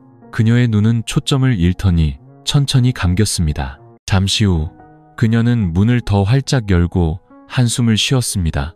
한국에 돌아왔어요. 하지만 정말 그 아이를 만나고 싶은 게 확실한가요? 박선희 여사의 대답에 민주는 말을 잇지 못했습니다. 그는 여러 가능성을 염두에 두었습니다. 아들이 세상을 떠났거나 연락이 끊겼거나 혹은 친어머니를 만나고 싶어 하지 않을 것이라고. 하지만 아니었습니다. 그는 바로 여기 서울에 있었습니다. 다만 의미심장한 질문이 뒤따랐을 뿐. 정말 그 아이를 만나고 싶은 게 확실한가요? 박선희 여사는 민준을 안으로 들였습니다. 집은 소박했고 칠이 벗겨진 벽지가 보였지만 모든 것이 단정하게 정돈되어 있었죠. 제사상 위에는 남편 김영철 씨의 영정사진이 놓여 있었습니다. 비극적인 상황 속에서 아이를 입양했던 바로 그 남자였습니다. 갓난아기 때부터 내 손으로 키웠어요. 박선희 여사가 의자에 앉아 물을 따르며 말했습니다. 목소리는 쉬어 있었지만 차분했죠. 아이는 똑똑하고 공부도 잘했고 사랑받으며 자랐어요. 입양하라는 사실을 숨기진 않았지만 자세한 내막은 말해주지 않았죠. 스스로 알아내더군요. 17살 때 조용히 프랑스로 유학을 가더니 서류를 통해 친어머니를 찾아냈어요. 그녀는 민준을 바라보았습니다. 눈에는 물기가 어렸죠. 그 아이는 친어머니가 돈과 명예 때문에 자신을 버렸다고 생각했어요. 가슴에 원망을 품고 살았죠. 작년에 남편이 세상을 떠났을 때도 한국에 돌아와서 울지도 말하지도 않고 그저 차갑기만 했어요. 지금은 어디에 있습니까? 민준이 물었습니다. 투자회사에서 일해요. 여의도의 고급 오피스텔에 살고 있죠. 박선희 여사가 나지막이 대답했습니다. 이름은 선우, 김선우라고 해요. 하지만 만나도 쉽게 마음을 열지 않을 겁니다. 민주는 감사 인사를 하고 집을 나섰습니다. 돌아오는 내내 그의 심장은 세차게 뛰었습니다. 한편으로는 최 회장님께 이 사실을 빨리 알려 마음의 준비를 시켜드리고 싶었고, 다른 한편으로는 두려웠습니다. 이 재회가 동화처럼 해피엔딩으로 끝나지 않을까봐. 그날 저녁 민주는 최 회장님께 모든 것을 이야기했습니다. 선우라는 이름을 듣는 순간 그녀는 온몸의 기력이 빠져나가는 듯 했습니다. 입술을 굳게 다물고 의자 가장자리를 잡은 손이 떨렸죠. 선우. 그녀는 마치 기도처럼 그 이름을 읊조렸습니다. 그 이름, 내가 아이를 떠나보내기 전에 직접 지어준 이름인데. 그녀는 수십 년간 꿈속에서 그 이름을 불러왔습니다. 그녀의 눈빛이 환하게 빛났다가 선우가 만나고 싶어 하지 않을 수도 있다는 민준의 말에 다시 어두워졌습니다. 그녀는 고개를 끄덕이며 메인 목소리로 말했습니다. 선우가 날 용서해 주길 바라지 않아. 그저 한 번이라도 그 아이 얼굴을 볼 수 있다면 그걸로 만족해. 3일 후 민주는 만남을 주선했습니다. 그는 선우가 일하는 회사로 찾아가 명함과 함께 진심을 담은 손편지를 남겼습니다. 방해해서 죄송합니다. 저는 가족도 사업 파트너도 아닙니다. 저는 그저 당신을 잃어버렸던 한 어머니를 대신해 잘못된 과거를 바로잡으려는 사람일 뿐입니다. 부디 그분께 단 한 번의 기회를 주십시오. 멀리서나마 당신을 볼 수 있는 기회라도 말입니다. 바로 답장은 오지 않았습니다. 하지만 다음 날 오후 문자 한 통이 도착했습니다. 한 번은 만나겠습니다. 약속은 하지 않죠. 만남은 해질녘 도시가 슬프면서도 아름다운 빛으로 물들 무렵 서강대교 근처의 한 카페에서 이루어졌습니다. 최 회장님은 아이보리색 한복을 입고 있었습니다. 옅은 화장을 했지만 세월의 흔적은 감출 수 없었죠. 그녀는 테이블에 앉아 찻잔을 꽉 쥔 채 문 쪽만 바라보고 있었습니다. 민주는 조금 떨어진 곳에 말없이 서 있었죠. 그리고 마침내 선우가 들어왔습니다. 그는 키가 크고 말랐으며 차가운 표정이었지만 눈빛에는 깊은 무언가가 담겨 있었습니다. 그의 시선이 최 회장님과 마주치는 순간 그는 그 자리에 멈춰 섰습니다. 최 회장님 역시 온몸이 얼어붙은 듯 했습니다. 처음 몇 분간은 아무도 말을 꺼내지 않았습니다. 인사 한마디 없이 오직 바람 소리와 나무잎 스치는 소리만이 둘 사이를 채웠습니다. 마침내 선우가 입을 열었습니다. 그의 목소리는 평탄했지만 칼날처럼 날카로웠습니다. 원하는 게 뭡니까? 최 회장님은 몸을 떨었지만 고개를 들었습니다. 아무것도 원하지 않아. 그저 미안하다고 말하고 싶었을 뿐이다. 너무 늦었습니다. 선우가 대답했습니다. 그는 담배를 꺼내 들었지만 불은 붙이지 않았죠. 강요당했다는 건 압니다. 하지만 당신은 결국 서명했죠. 저는 친부모 없이 자랐고 내 어머니가 누구인지도 몰랐습니다. 그런데 당신은 평온하게 불을 쌓으며 살아왔다는 걸 알았을 때 내가 어디서 왔는지에 대한 질문과 씨름해야 했던 제가 당신을 쉽게 용서할 수 있을 것 같습니까? 민준이 끼어들려 했지만 최 회장님이 손을 들어 막았습니다. 그녀는 조용히 작은 나무 상자를 테이블 위에 올려놓았습니다. 이건 네가 태어났을 때의 유일한 기념품이다. 작은 은목걸이야. 이것만은 숨겨두었어. 이것 말고는 가진 게 없었다. 선우는 상자를 쳐다보기만 할 뿐 손을 대지 않았습니다. 1초, 그리고 2초. 그는 더 이상 아무 말 없이 일어나 카페를 떠났습니다. 최 회장님은 울지 않았습니다. 그저 닫히는 문을 조용히 바라볼 뿐이었죠. 민준이 다가왔습니다. 그래도 당신의 말을 들어주었잖아요. 그녀는 고개를 끄덕이며 희미하게 미소 지었습니다. 자식을 잃었던 어미에게는 그 아이의 이름을 한번 부를 수 있는 것만으로도 살아갈 이유가 된단다. 하지만 두 사람 모두 알지 못했습니다. 멀리서 선우가 완전히 떠나지 않았다는 것을. 그는 길 건너편 나무 그늘에 서서 상자 뚜껑을 열고 낡고 빛바랜 은목걸이와 그 안에 들어있는 작은 쪽지를 보고 있었습니다. 사랑하는 내 아들아, 부디 엄마를 용서해 주렴. 서강대교 카페에서의 만남 이후 최 회장님은 그 어느 때보다 침착한 얼굴로 집으로 돌아왔습니다. 희망이 꺾여서가 아니라 평생 짊어지고 갈 것 같았던 마음의 짐을 조금이나마 내려놓았기 때문입니다. 그녀는 선우의 용서를 바라지도 어머니라는 말을 듣기를 기대하지도 않았습니다. 그저 그가 살아있고 이 세상 어딘가에 존재한다는 사실만으로도 충분했습니다. 한편 선우는 그 만남에 대해 누구에게도 말하지 않았습니다. 하지만 여의도의 고급 오피스텔로 돌아온 후 그는 옷장을 열어 양어머니가 남겨준 낡은 나무 상자를 꺼냈습니다. 그 안에는 출생증명서, 입양서류, 그리고 그를 머나먼 과거와 연결해주는 유일한 끈인 빛바랜 초음파 사진이 들어있었죠. 이제 모든 조각이 맞춰졌지만 선우는 오히려 텅 빈 기분이 들었습니다. 예전처럼 분노가 치밀어 오르지도 않았습니다. 지금 그의 마음을 흔드는 것은 원망이 아니라 길 잃은 듯한 상실감이었습니다. 평생을 원망했던 그 사람이 사실은 고의로 자신을 버린 것이 아니었다는 사실 앞에서 말입니다. 그날 밤 선우는 목적 없이 밤거리를 헤맸습니다. 그는 옛 동네를 지나고 양부모님과 함께 자랐던 낡은 골목을 다시 찾았습니다. 모든 것이 변해 있었죠. 문방구, 서점, 과일 가게는 이제 희미한 기억의 그림자로만 남아 있었습니다. 서울역 근처의 한 사거리에서 그는 낯선 번호로 온 전화를 받고 멈춰 섰습니다.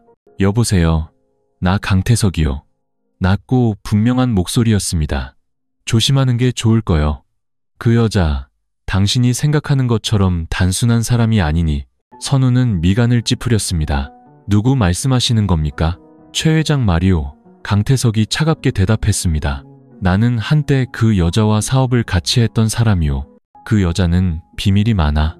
그리고 당신이 그 여자에게 버림받은 유일한 사람이라고 생각한다면 그건 착각이오.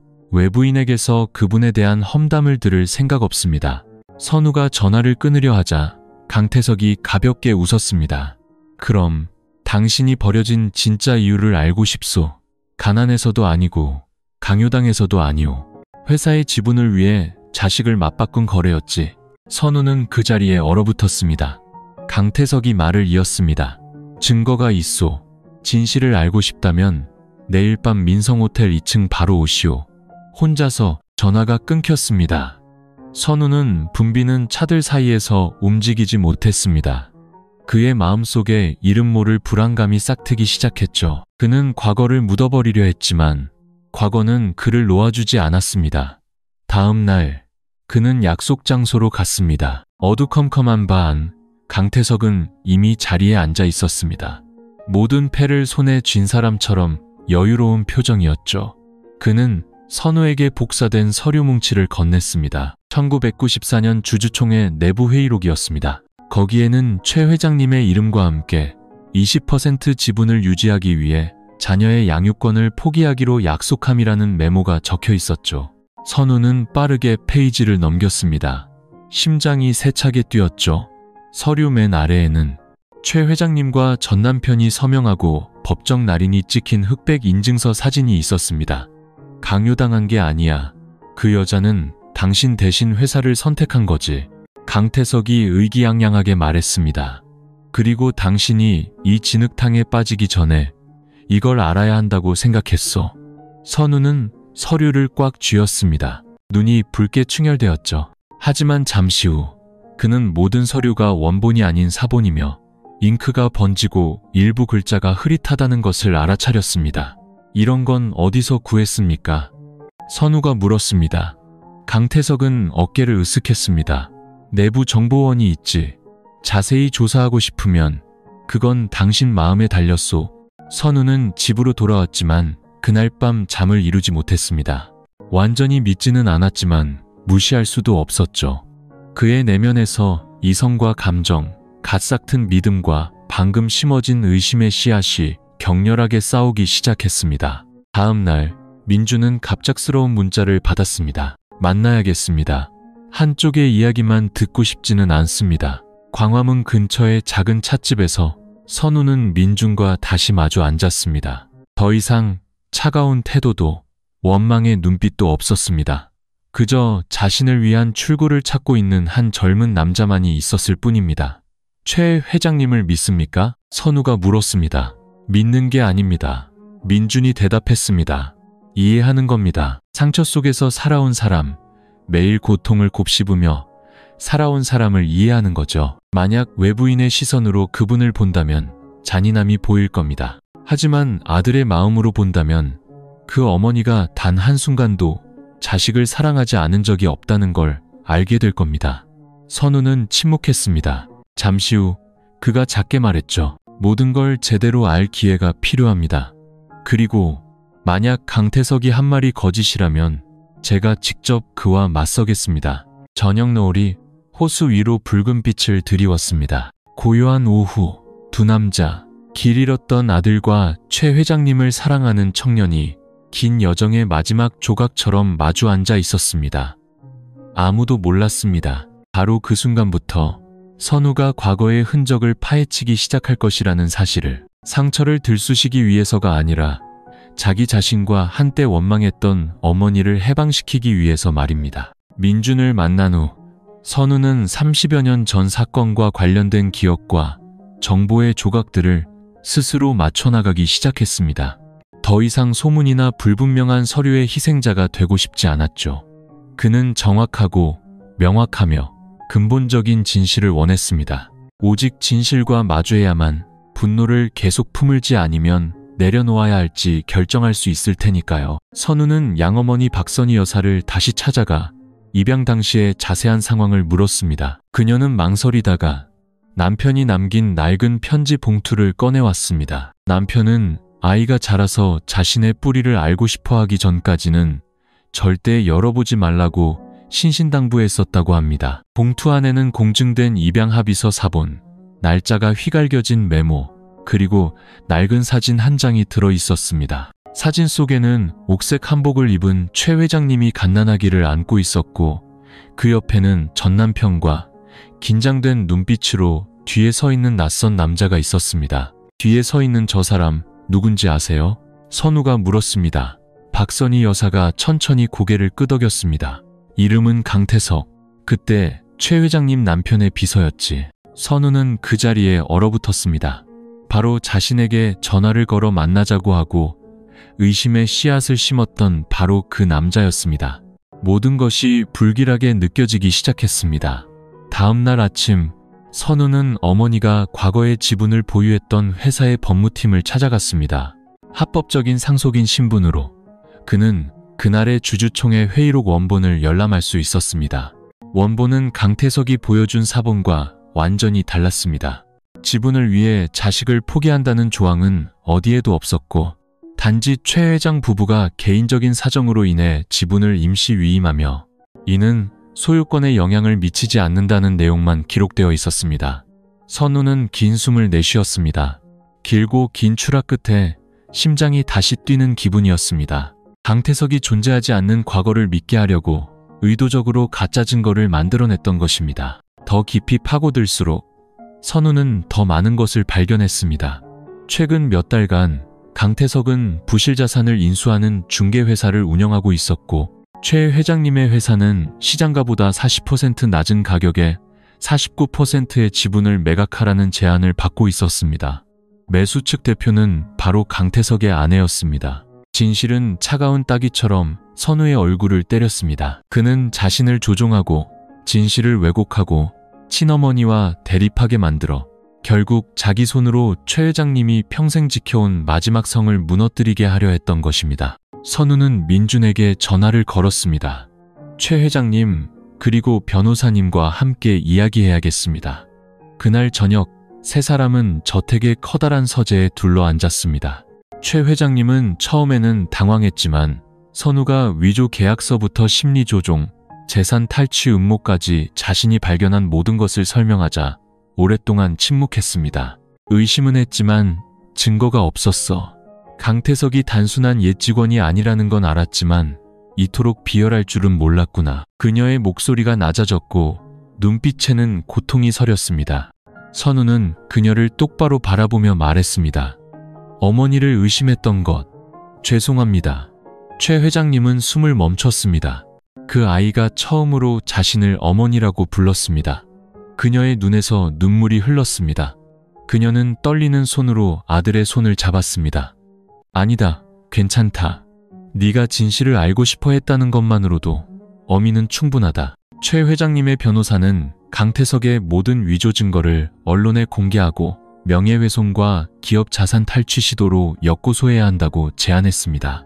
하지만 선우가 막아섰습니다. 그렇게 하면 그는 부인할 겁니다. 가장 좋은 방법은 함정을 파는 겁니다. 계획이 세워졌습니다.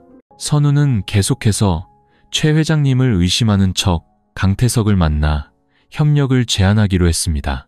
목표는 강태석의 본 모습을 드러내게 하고 명확한 녹음 증거를 확보하는 것이었습니다. 민주는 걱정했지만 선우는 단호했습니다.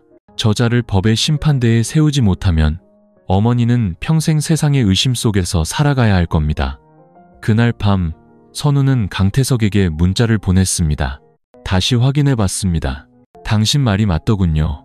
그 여자 너무 교활하게 모든 걸 숨겼어요. 협력하고 싶습니다. 답장은 매우 빨리 도착했습니다. 아주 좋아. 내일 밤 만나지. 새로운 계약서를 가져가겠네. 서명할 펜이나 준비해두라고. 그날 밤 최 회장님의 저택은 유난히 고요했습니다. 거실 최 회장님은 차상 옆에 앉아 떨리는 손으로 차를 따랐습니다. 그녀의 눈은 어두운 정원을 향해 있었죠. 희미한 등불, 빛은 불안으로 가득한 밤의 냉기를 몰아내기엔 역부족이었습니다. 민준이 다가와 그녀의 어깨에 가만히 손을 얹었습니다. 걱정 마세요. 선우 씨는 혼자가 아닙니다. 제가 바로 뒤에서 지켜볼 겁니다. 계획대로만 된다면 오늘 밤 강태석은 제 발로 함정에 걸어 들어오게 될 겁니다. 최 회장님은 말없이 고개를 끄덕였습니다. 하지만 물기 어린 그 눈에는 희미한 희망이 빛나고 있었습니다. 수년간의 오명을 씻기 위해서만이 아니라 의심으로 가득한 사회 속에서 아들이 당당하게 고개를 드는 모습을 보고 싶었기 때문입니다. 종로의 한 고급 술집, 선우는 어두운 색 정장을 입고 날카로운 눈빛으로 들어섰습니다. 강태석은 이미 테이블에 앉아 와인 2잔을 따라놓고 비웃고 있었습니다. 자네가 감상적인 놈인 줄 알았더니 평가를 줄은 아는군. 선우는 웃지 않고 자리에 앉았습니다. 편을 가르는 게 아닙니다. 제 살기를 찾는 거죠. 만약 최 회장이 정말 지분을 위해 절 팔았다면 그 여자는 그걸 가질 자격이 없습니다. 강태석은 웃음을 터뜨리며 잔을 들었습니다. 아주 현실적이군. 좋아. 이제 잘 들어. 나는 그 여자가 가진 지분 전부를 사들이고 싶어. 하지만 그 여자가 팔지 않으니 압박을 가해야지. 자네는 아주 완벽한 도구야. 선우는 미간을 찌푸리며 평정심을 유지했습니다. 어떤 식으로요? 강태석은 서류 한 뭉치를 꺼내 테이블 위에 올려놓았습니다.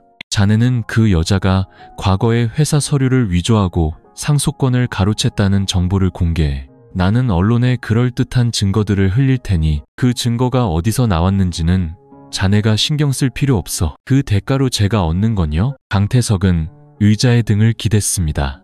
그의 눈빛은 칼날처럼 날카로웠죠. 내가 51%를 장악한 후에 자네는 10%의 지분을 갖게 될 거야. 만약 그 여자가 이 스캔들로 심장마비라도 일으켜 죽는다면 나머지 재산은 전부 자네가 상속받는 거고. 어차피 늙었잖아.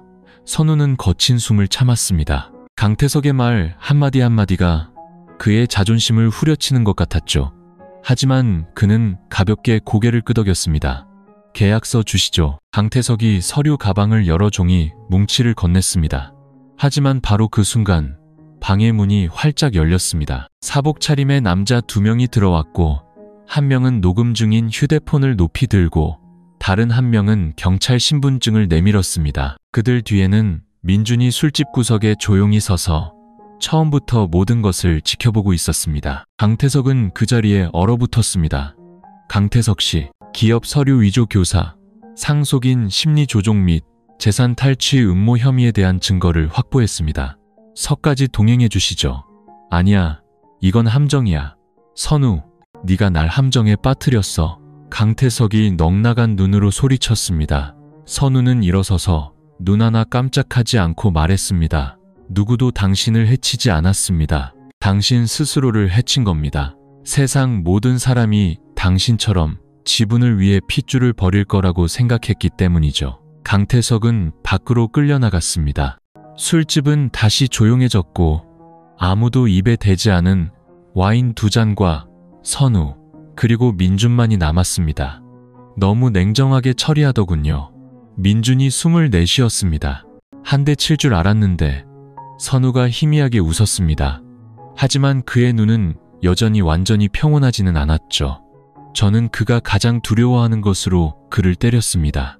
바로 진실이죠. 그날 밤 선우는 저택으로 돌아왔습니다. 최 회장님은 걱정스러운 얼굴로 거실에서 기다리고 있었죠. 선우가 무사히 들어서는 것을 보자 그녀는 벌떡 일어나 떨리는 입술로 물었습니다. 다 끝난 거니?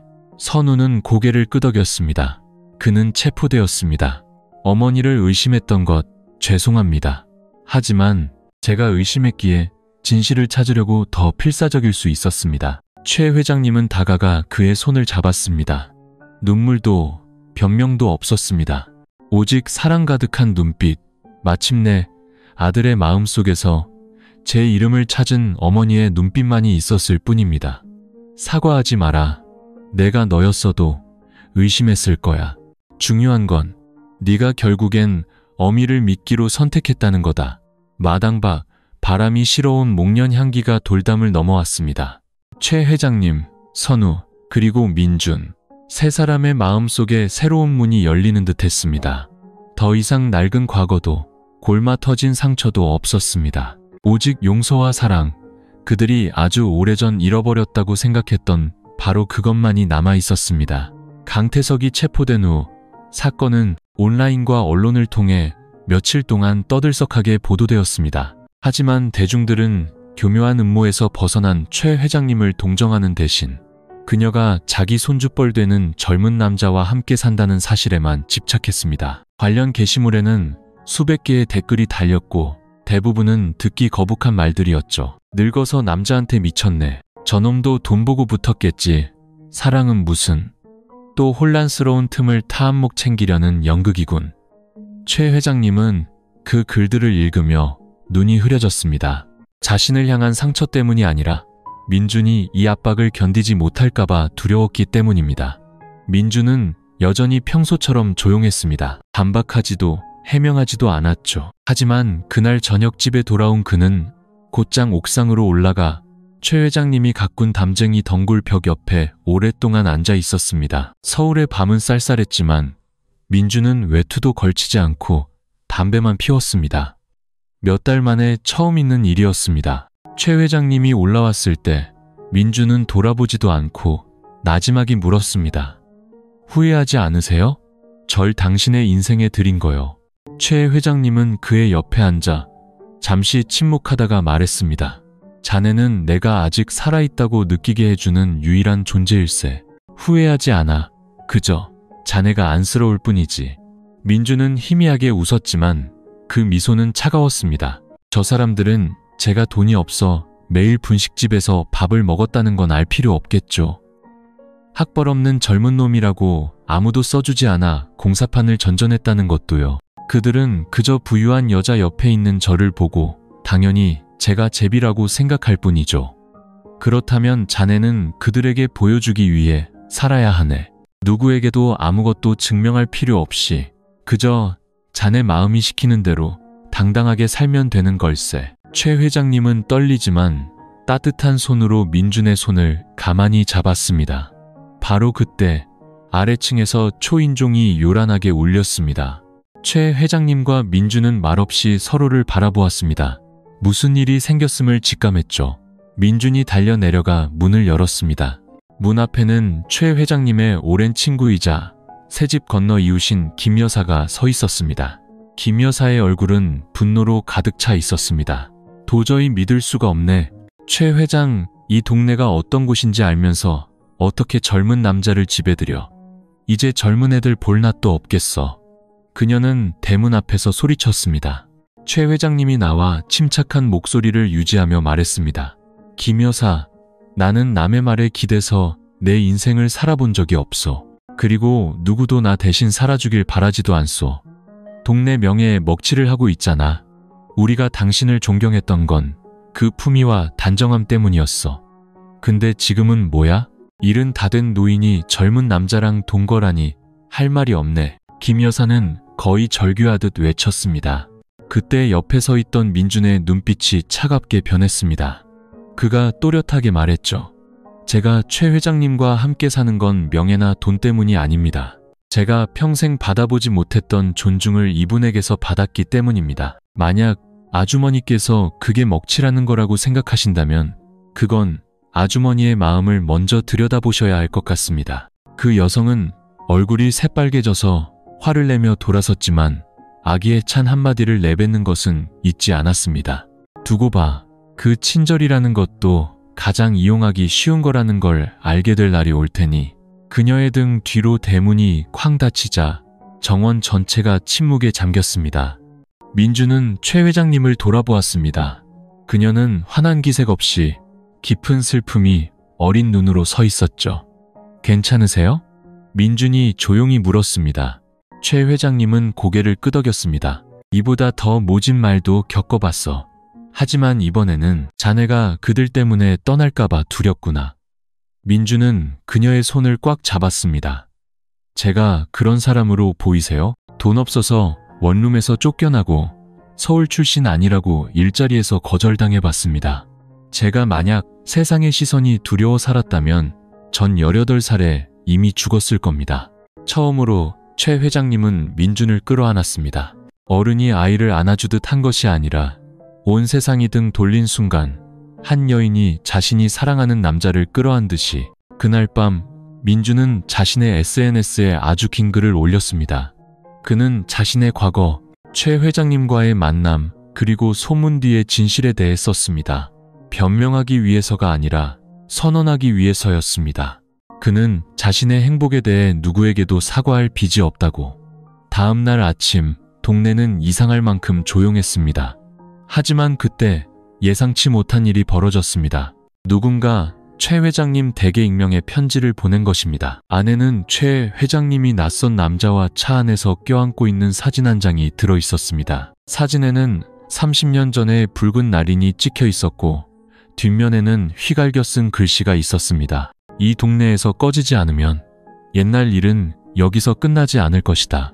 사진은 낡은 인화지에 인쇄되어 가장자리가 누렇게 변색되기 시작했습니다. 사진 속 30대 초반의 최 회장님은 번쩍이는 검은색 승용차 조수석에 앉아 있었습니다. 가로등 불빛이 그녀의 날카로운 얼굴을 비추고 있었지만 눈빛에는 불안함이 서려 있었죠. 운전석에 앉은 남자는 가볍게 그녀의 어깨를 감싸 안고 있었습니다. 얼굴은 낯익으면서도 낯설었고 눈빛은 음흉했습니다. 사진 아래쪽에는 사건 기록 보관 1993이라는 희미한 붉은 도장이 찍혀 있었습니다. 최 회장님은 오랫동안 말없이 사진을 바라보았습니다. 민주는 감히 묻지 못하고 옆에서 조용히 기다렸습니다. 잠시 후 그녀가 마치 가슴속에 쌓인 기억의 먼지를 털어내듯 조용히 말했습니다. 저 남자는 진우, 김진우라고 해. 내 인생의 첫 번째 연인이었지. 민주는 순간 멈칫했습니다. 그는 우리 집안 호텔의 직원이었다. 그때 난 32이었고 선우를 낳은 지 몇 달 안 됐을 때였어. 남편은 장기 해외 출장 중이었고 나와 진우 씨는 짧은 시간 동안 감정을 나눴어. 하지만 일이 점점 선을 넘으려고 할 때 나는 깨달았지. 그는 날 사랑한 게 아니라 내가 가진 권력을 사랑했다는 걸. 민주는 그녀의 손을 가만히 잡았습니다. 그리고 무슨 일이 있었습니까? 최 회장님은 서랍에서 낡은 서류철을 꺼냈습니다.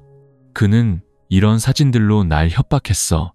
회사 자금을 빼내 자기 이름으로 돌려놓지 않으면 이걸 외부에 공개하겠다고. 하지만 그때 난 단호하게 그를 남용 및 협박 혐의로 고소했어. 지금은 고인이 된 변호사 친구 덕분에 모든 걸 지킬 수 있었지. 그럼 이제 그가 돌아온 겁니까? 민준이 낮은 목소리로 물었습니다. 최 회장님은 가볍게 고개를 끄덕였습니다. 확실하진 않아. 하지만 이 익명의 편지는 단순한 협박이 아니야. 이건 메시지야. 나는 아직 여기 있고 아무것도 잊지 않았다는. 민주는 사진을 다시 한번 들여다보며 눈을 가늘게 떴습니다. 혹시 이상한 점 발견 못하셨어요? 사진 뒷좌석 유리창에 비친 모습을 보면 몰래 찍고 있는 다른 사람이 있는 것 같아요. 이 사진 김진우 씨가 찍은 게 아닙니다. 최 회장님은 놀랐습니다. 확실한가? 제가 예전에 CCTV 설치 공사를 하면서 반사각에 대해 조금 배웠습니다. 찍는 사람은 차 뒤쪽에 서 있어요. 즉, 제3자가 30년 넘게 이 증거를 보관해 왔다는 뜻입니다. 사건은 갑자기 더 심각해졌습니다. 만약 김진우가 편지를 보낸 게 아니라면 누가 이 사진들을 가지고 있으며 그 목적은 무엇일까? 그때 선우가 굳은 얼굴로 들어왔습니다. 그는 서류철 하나를 들어 보였죠. 도장 주소를 추적해봤어요. 이 사진은 1994년에 폐업한 자회사의 기업 분쟁 서류철에 들어있었고 당시 법무 책임자는 강태석이었습니다. 최 회장님은 벌떡 일어섰습니다. 그럴 리가. 강태석은 모회사 소속이라 자회사에 대한 권한이 없었는데 선우는 고개를 끄덕였습니다. 하지만 어떤 방법으로든 그는 서류 보관 창고에 드나들 권한을 가졌고 필요할 때를 대비해 어머니와 관련된 모든 서류를 복사해 둔 것 같습니다. 민준이 눈을 가늘게 떴습니다. 그렇다면 이 편지를 보낸 사람은 강태석이 아닐 수도 있지만 분명 그의 수족 중 한 명이겠군요. 그가 미처 끝내지 못한 일, 바로 회장님의 명예를 실추시키는 일을 마무리하려는 자입니다. 즉시 선우는 변호사에게 연락하고 지역 경찰에 수사를 의뢰했습니다. 하지만 그의 마음속에는 한 가지 불안이 남아 있었습니다. 만약 그자가 다른 서류들을 더 가지고 있다면, 최 회장님을 사회적으로 매장시킬 만한 자료들을 가지고 있다면, 그날 밤 저택은 처음으로 정문과 후문을 모두 굳게 잠갔습니다. 최 회장님은 책상에 앉아 있었습니다. 노란 불빛이 그녀의 늙었지만 강인한 얼굴을 비추고 있었죠. 아마 난 또 다른 소용돌이에 휘말리게 될 것 같구나. 이번엔 돈이 아니라 명예와 관련된 싸움이야. 그녀가 천천히 말했습니다. 민주는 맞은편에 앉아 단호한 눈빛으로 말했습니다. 저는 아무것도 두렵지 않습니다. 회장님이 잘못하지 않았다는 걸 아니까요. 필요하다면 다시 한번 회장님과 함께 폭풍을 뚫고 나갈 겁니다. 선우가 옆에 앉아 주먹을 꽉 쥐었습니다. 다시는 누구도 어머니를 상처 주게 두지 않겠습니다. 그게 누구든 말입니다. 세 사람 세 개의 세대가 진짜 가족처럼 함께 앉아 있었습니다. 침묵 속에서 그들은 더 거세고 위험한 새로운 폭풍이 다가오고 있음을 알았습니다. 하지만 이번에 그들은 혼자가 아니었습니다. 친모자의 사랑이든 길을 잃었던 두 영혼의 사랑이든 그 사랑이야말로 그들을 파도 앞에서 굳건히 지켜줄 유일한 버팀목이 될 것이기 때문입니다. 다음날 이른 아침, 낯선 사람이 저택 대문 앞에 나타났습니다.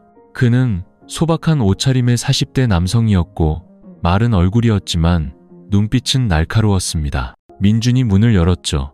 민준이 묻기도 전에 남자가 먼저 자신을 소개했습니다. 저는 최 실장이라고 합니다.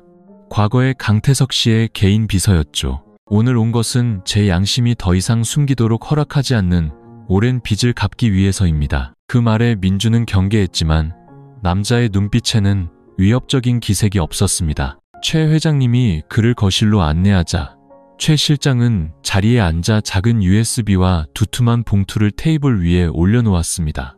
최 회장님, 돌려 말하지 않겠습니다. 제 손에 있는 것은 강태석이 지난 20여 년간 수집해온 모든 자료의 사본입니다. 회사 내부 분쟁 자료, 김진우 씨 관련 서류, 그리고 특히 1993년부터 회장님을 감시하도록 그가 고용했던 사람들의 명단까지 포함되어 있습니다. 그 말을 듣자 선우의 눈이 번뜩였습니다.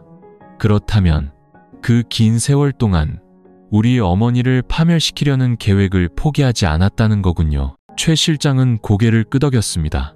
포기하지 않은 정도가 아니라 아주 치밀하게 준비했습니다. 그는 항상 말했죠. 언젠가 그 여자를 내 발 아래 무릎 꿇게 만들겠다고. 저는 그 말을 들었지만 동의하지 않았습니다. 그저 당시에는 너무 약하고 두려웠을 뿐입니다. 최 회장님은 그를 바라보며 낮은 목소리로 물었습니다. 그래서 오늘 온 이유가 무엇이죠? 최 실장은 주머니에서 작고 빛바랜 사진 한 장을 꺼냈습니다.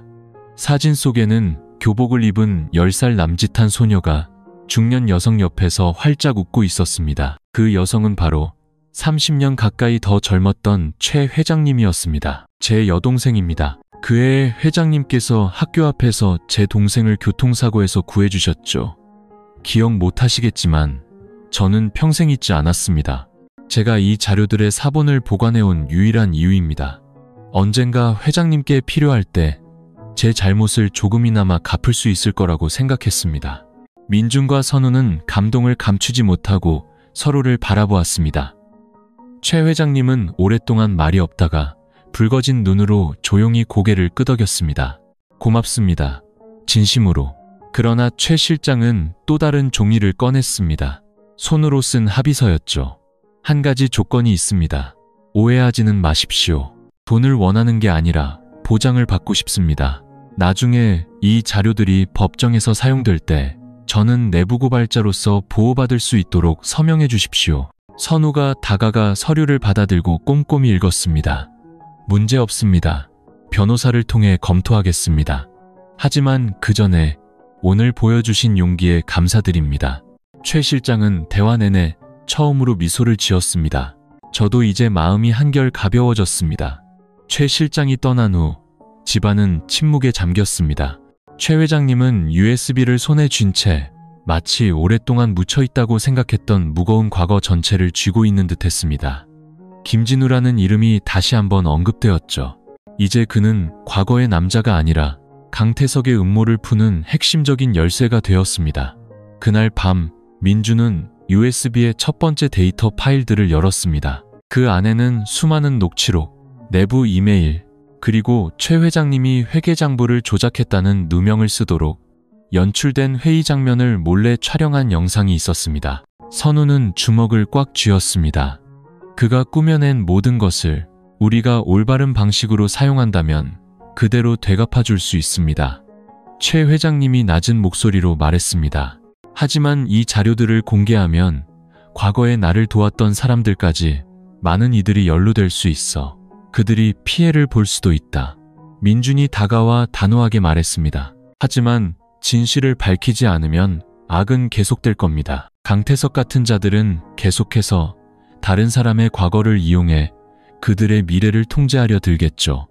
최 회장님은 오랫동안 그를 바라보았습니다. 그 눈에는 상처받았던 자의 고뇌와 진실한 사랑으로 보호받는 자의 빛이 함께 있었습니다. 마침내 그녀는 고개를 끄덕였습니다. 때가 되었다면 더 이상 피하지 않겠다.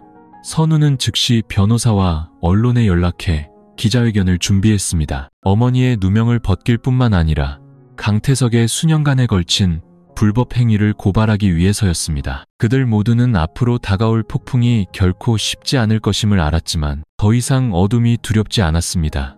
수십 년 만에 처음으로 최 회장님은 혼자 싸우지 않아도 되었기 때문입니다. 기자회견은 광화문의 한 대형 호텔에서 열렸습니다.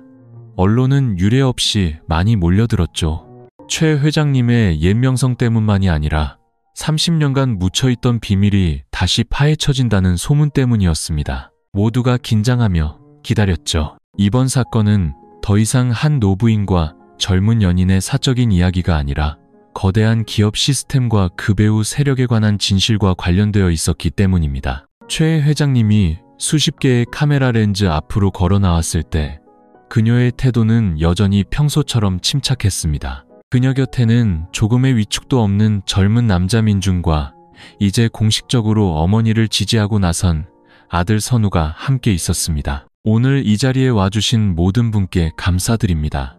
최 회장님의 목소리는 낮고 따뜻했지만 자신감에 차 있었습니다. 제가 여기 선 것은 개인적인 선택을 변명하기 위해서가 아니라 제 명예와 관련된 일련의 사건들, 그리고 거의 30년간 감춰졌던 진실을 밝히기 위해서입니다. 그녀는 최 실장에게서 받은 증거 자료들을 제시했습니다. 강태석이 함정을 파고 내부 서류를 조작해 자신을 몰아세웠으며 동시에 1993년의 사건들을 이용해 개인적인 이미지를 훼손하려 했다는 것을 증명하는 서류, 녹취록, 영상들이었죠. 그러나 기자회견의 하이라이트는 그 자료들이 아니라 마지막에 공개된 영상이었습니다. 당시의 낡은 비디오 테이프에서 추출한 영상이었는데 그 안에는 최 회장님의 옛 연인인 김진우 씨가 카메라 앞에서 떨리는 목소리로 서 있었습니다. 저 김진우는 과거 강태석이라는 자에게 강요받아 최 회장님께 접근하고 사적인 만남을 녹음하고 촬영하여 훗날 돈을 뜯어내는 데 사용하도록 했다는 사실을 인정합니다. 목적은 최 회장님 가문의 호텔 체인을 장악하는 것이었습니다. 모든 책임을 지겠습니다. 회견장 전체가 죽은 듯이 고요해졌습니다. 기자들은 심지어 메모하는 것조차 잊었죠. 영상이 끝나자 최 회장님은 민준을 돌아보았습니다. 그 눈에는 과거의 고통과 함께 지금껏 느껴본 적 없는 평온함이 담겨 있었습니다. 그녀의 목소리는 메웠지만 흔들리지 않았습니다. 30년 전 저는 권력자들의 손에 놀아나는 도구가 되었습니다. 저는 제 아이가 상처받을까 두려워, 가문의 명예가 더럽혀질까 두려워 침묵했습니다. 하지만 오늘 저는 더 이상 두렵지 않습니다. 아래쪽에서 선우가 일어나 선언했습니다. 저는 최 회장님의 아들이며 제 어머니가 자랑스럽습니다. 어머니와 민준 씨의 관계에 대한 모든 소문은 저희 가족이 결정할 문제입니다. 저희는 존중으로 살아갈 뿐 누구에게도 사과할 빚이 없습니다. 기자회견 직후 주요 언론들은 일제히 기사를 쏟아냈습니다. 최 회장 30년간의 조종에서 벗어나 공식적으로 누명벗다. 청년 민준, 계산 없는 진정한 사랑, 김진우 사건, 한 세대의 기업가들의 가면을 벗기다. 그러나 이야기는 거기서 끝나지 않았습니다. 하루 뒤 낯선 변호사가 최 회장님의 저택 앞에 나타났습니다. 그는 선우에게 법원 인장이 찍힌 서류를 건넸습니다. 김진우 씨에 대한 소환장입니다. 그런데 저희가 주목한 것은 강태석의 자료에 김진우 씨가 단순히 고용된 인물이 아니라 해외 회사의 익명주주였다는 점이 언급되어 있다는 것입니다. 그 회사는 현재 최 회장님 호텔 체인의 지분 30%를 보유하고 있습니다. 선우는 그 자리에 얼어붙었습니다. 최 회장님은 경악했습니다. 그렇다면 그가 아직도 우리 회사의 권리를 가지고 있다는 말인가요? 변호사는 고개를 끄덕였습니다. 그리고 과거 소송 이후에도 그 지분이 왜 회수되지 않았는지 아무도 모릅니다. 누군가 명의를 대신했거나 혹은 강태석이 그 권리를 수년간 몰래 운영해왔을 가능성이 매우 높습니다. 민준이 낮은 목소리로 말했습니다. 만약 그게 사실이라면 지금까지의 일들은 빙산의 일각에 불과합니다. 모든 것이 끝난 게 아니라 이제 막 시작된 겁니다. 최 회장님은 민준의 손을 꽉 잡았습니다. 하지만 이번에는 물러서지 않을 거야. 아무리 많은 속임수와 마주하더라도 끝까지 갈 테다. 기자회견의 밝은 조명 뒤편에서 더 어두운 그림자가 서서히 드러나고 있었습니다. 어둠 속의 숨은 자는 아직 모습을 드러내지 않았지만 이미 흔적을 남기기 시작했습니다. 그날 오후 낡은 저택의 기와지붕 위로 햇살이 스러질 무렵 선우는 변호사로부터 전화를 받았습니다. 그의 목소리는 매우 조심스러웠죠. 30년간 숨겨져 있던 30% 지분 뒤의 이름을 추적했습니다. 스위스에 등록된 해외 법인 마르비노 홀딩스입니다. 그런데 놀라운 점은 이 회사의 최초 법적 대리인이 다름 아닌 김진우 씨였다는 겁니다. 최 회장님은 그 소식을 듣고 숨을 멈췄습니다. 민준은 의심 가득한 눈빛으로 서 있었죠. 하지만 그는 오래전에 모든 사업 서류에서 손을 뗐지 않습니까? 맞습니다. 변호사가 대답했습니다. 하지만 최근에 회사 대표권이 새로운 인물에게 넘어갔고 그 사람이 현재 서울에 와 있습니다. 최 회장님을 직접 만나고 싶어 합니다. 저택 전체가 침묵에 잠겼습니다. 과거에 묻혔다고 생각했던 이름이 이제는 떨어지지 않는 그림자처럼 되살아난 것입니다. 만남은 한 국제법률사무소에서 비밀리에 주선되었습니다. 어떤 카메라도 없는 작은 회의실. 최 회장님은 떨리는 손으로 들어섰습니다. 민준이 그녀 옆에서 날카로운 눈빛으로 함께했죠. 방 안에는 키가 크고 마른 체형의 남자가 이미 앉아 있었습니다. 희끗희끗한 머리는 단정하게 잘려 있었죠. 얼굴에는 옛날의 바람기 어린 모습은 사라졌지만 그 눈빛만은 여전히 깊고 차가우며 교활했습니다. 오랜만이오, 최 회장. 그가 입을 열었습니다. 목소리는 쉬었지만 분명했죠. 최 회장님은 자신에게 모든 것을 잃게 했던 남자를 똑바로 쳐다보았습니다. 하지만 이번에는 그녀의 눈빛이 더 이상 떨리지 않았습니다. 옛날 이야기하러 온 거 아니요. 진우 씨, 목적이 뭐죠? 남자는 한숨을 쉬며 테이블 위에 양손을 짚었습니다. 아무것도. 그저 당신이 알았으면 해서. 나는 단 한 번도 떠난 적이 없었다는 걸. 그리고 내가 과거에 저지른 일들은 나 역시 당신을 사랑했기 때문이었소. 최 회장님은 희미하게 웃었습니다. 아주 씁쓸한 미소였죠. 당신의 사랑은 함정이었고 거짓이었고 협박과 배신이었소. 다시는 그걸 사랑이라는 단어로 부르지 마시오. 김진우는 잠시 침묵하다가 천천히 서류 뭉치를 꺼냈습니다. 알고 있소? 내가 강태석에게 밀려 해외로 나갔을 때도 나는 지분을 계속 가지고 있었소. 하지만 단 한 번도 건드리지 않았지. 언젠가 당신이 무너지면 내가 최악의 모습으로라도 당신을 다시 일으켜 세워줄 마지막 사람이 되고 싶다는 약속을 지키고 싶었기 때문이오. 최 회장님은 눈을 부릅떴습니다. 그 모든 일이 있은 후에 그 말이 무슨 가치가 있다고 생각하시오? 그때 민준이 앞으로 나서며 단호하게 말했습니다. 정말로 실수를 만회하고 싶다면 모든 지분을 최 회장님께 양도하십시오. 중개인도 조건도 없이요. 김진우는 처음으로 민준을 쳐다보았습니다. 그의 눈빛이 흔들렸죠. 자네가 그 여자를 사랑하는 사람이군. 잠시 침묵이 흘렀습니다. 내가 평생을 바쳐도 그 여자의 마음 한 조각을 얻지 못했는데 자네는 그저 눈빛 하나로 얻었군. 민준은 대답하지 않았습니다. 하지만 바로 그 침묵이 권력과 계략으로 인간의 감정을 통제할 수 있다고 믿었던 자에게 가장 아픈 비수가 되었습니다. 마침내 김진우는 고개를 끄덕이고 지분양도 서류에 서명했습니다. 나는 물러나겠소. 하지만 경고하는데 강태석은 혼자가 아니오. 그의 뒤에는 당신들이 상상도 못할 자들이 있소. 민주는 주먹을 꽉 쥐었습니다. 그렇다면 저희는 더 철저히 준비해야겠군요. 돌아오는 길, 최 회장님은 내내 말이 없었습니다. 차가 저택 대문 앞에 멈췄을 때야 그녀가 말했죠. 알고 있니, 민준아.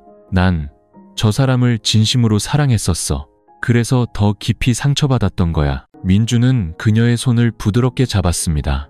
이제 더는 혼자 강해지려 애쓰지 마세요. 이제부터는 제가 회장님을 지켜드릴게요. 최 회장님은 조용히 고개를 끄덕였습니다. 그녀의 늙은 눈에 신뢰가 빛났습니다. 더 이상 의심도, 나이에 대한 죄책감도, 과거의 고통도 그녀의 마음을 붙잡을 수 없었습니다. 하지만 그들이 모든 것이 서서히 끝나간다고 생각했을 때 다음날 아침 발신인 없는 두툼한 봉투가 도착했습니다. 안에는 또 다른 영상이 들어있었습니다. 강태석이 줌숨을 통해 얼굴을 가린 남자와 대화하는 영상이었죠. 그 대화 내용은 최 회장님, 민준, 그리고 선우를 모두 경악하게 만들었습니다. 그 여자가 회사를 안정시키면 마지막 일격을 가하는 거야. 이번에는 개인적인 공격이 아니라 법적으로 그 여자를 피고석에 앉히는 거지. 화면 속 얼굴 없는 남자는 단 한마디만 했습니다. 아주 좋아. 소송을 시작하지. 그 충격적인 영상이 도착한 지 3일 후 최 회장님은 공식적으로 법원 소환장을 받았습니다. 소송 내용은 그녀가 20여 년 전 그룹의 최고 경영자였을 때의 일에 초점을 맞추고 있었습니다. 그들은 그녀가 자선활동을 통해 자금을 횡령하고 돈 세탁을 했다고 고발했죠. 위조된 증거와 증인, 그리고 교묘한 법적 함정들로 치밀하게 준비된 비열한 공격이었습니다. 그녀의 변호사는 단 한마디를 내뱉었습니다. 그들이 법으로 당신을 죽이려 하고 있습니다. 하지만 이번에 최 회장님은 무너지지 않았습니다. 민주는 매일 그녀 곁을 지켰고 선우와 함께 모든 서류, 낡은 보고서, 그리고 강태석 일당에게 매수되거나 압박을 받아 회사를 떠났던 옛 직원들의 기록을 검토했습니다. 최 회장님은 옛 직원들에게 손편지를 보내 저택 정원에서 소박한 다과회를 열자고 초대했습니다. 부탁이 아니라 과거에 혹시라도 무심코 상처를 주었다면 사과하고 싶다는 마음에서였습니다. 놀랍게도 돌아온 사람들 중에는 특별한 인물이 있었습니다. 한때 회계팀장이었고 지금은 은퇴한 박 부장이었습니다. 그는 낡은 가죽 서류 가방을 가져와 열었습니다. 그 안에는 그가 직업적 습관으로 보관해온 수백 장의 증빙 서류가 들어있었죠. 저는 항상 회장님께서 부정한 일을 하지 않으셨다고 믿었습니다. 다만 그 시절 제가 너무 비겁해서 목소리를 내지 못했을 뿐입니다. 그 서류들 중에는 강태석이 그녀의 횡령 시점이라고 주장하는 때와 정확히 일치하는 회계 기록이 있었습니다. 하지만 더 특별한 것은 언론 위기 대응을 위한 긴급 자금 선지급이라는 내용으로 내부 이체를 요청하는 강태석 본인의 자필 서명이 담긴 메모였습니다. 선우가 서류 뭉치를 들고 눈에 불을 밝혔습니다. 이번에는 제 발등을 제대로 찍었군요. 서류는 즉시 변호사에게 전달되었습니다. 첫 재판은 언론, 대중, 그리고 한때 최 회장님을 비난했던 사람들까지 참석한 가운데 서울경제법원에서 열렸습니다. 피고석에 선 최 회장님은 변명하지 않았습니다. 그녀는 그저 이야기했죠. 모든 것을 잃고 맨손으로 다시 일어선 한 여성의 이야기를. 하룻밤 사이 모든 것을 잃을까봐 잠 못 이루던 밤들의 이야기를, 미처 다 피워보지도 못하고 짓밟힌 젊은 날의 꿈 이야기를.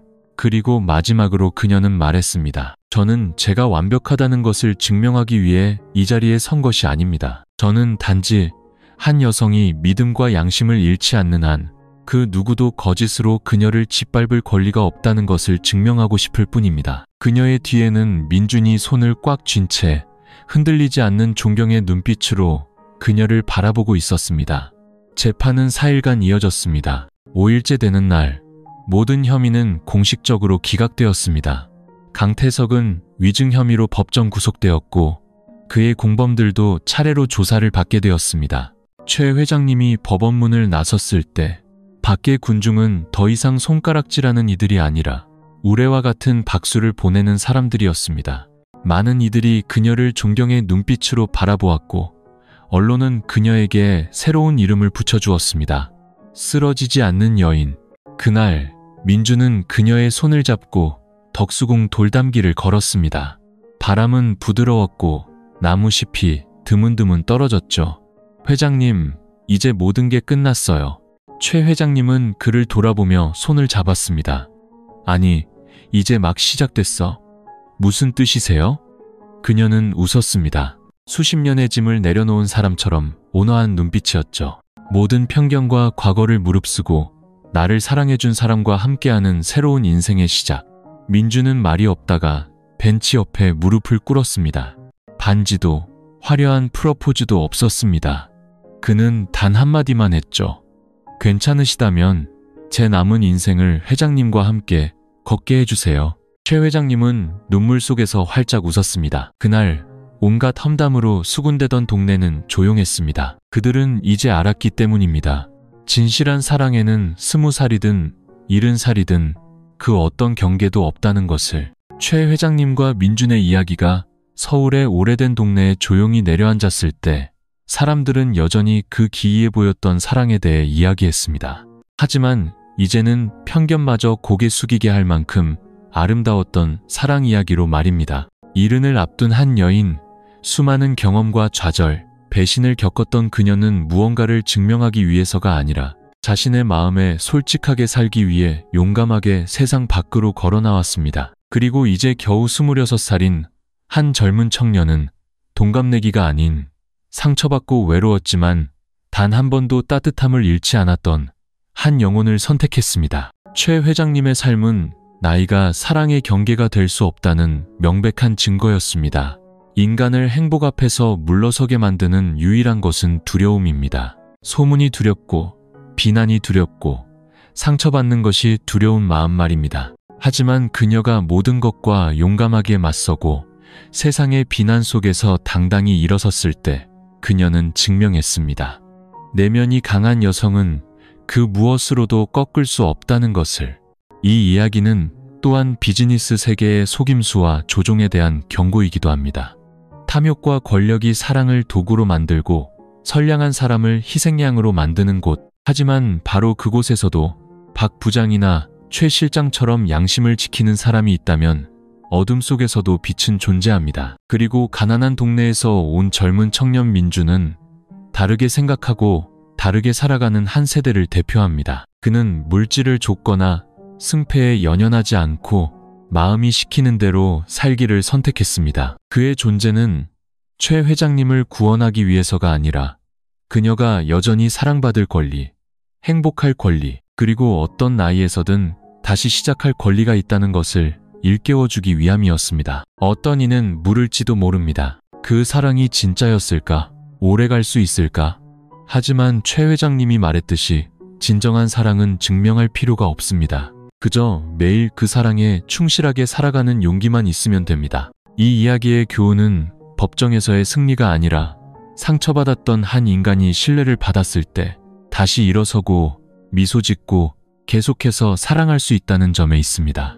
이야기는 끝났지만 그 여운은 듣는 이의 마음속에 부드러운 속삭임처럼 오래도록 남을 것입니다. 절대로 과거의 상처나 세상의 편견 때문에 당신의 마음을 외면하지 마세요. 살아간다는 것은 사랑하기 위함이고 사랑한다는 것은 우리가 마땅히 누려야 할 가치 있는 삶을 살기 위함이니까요.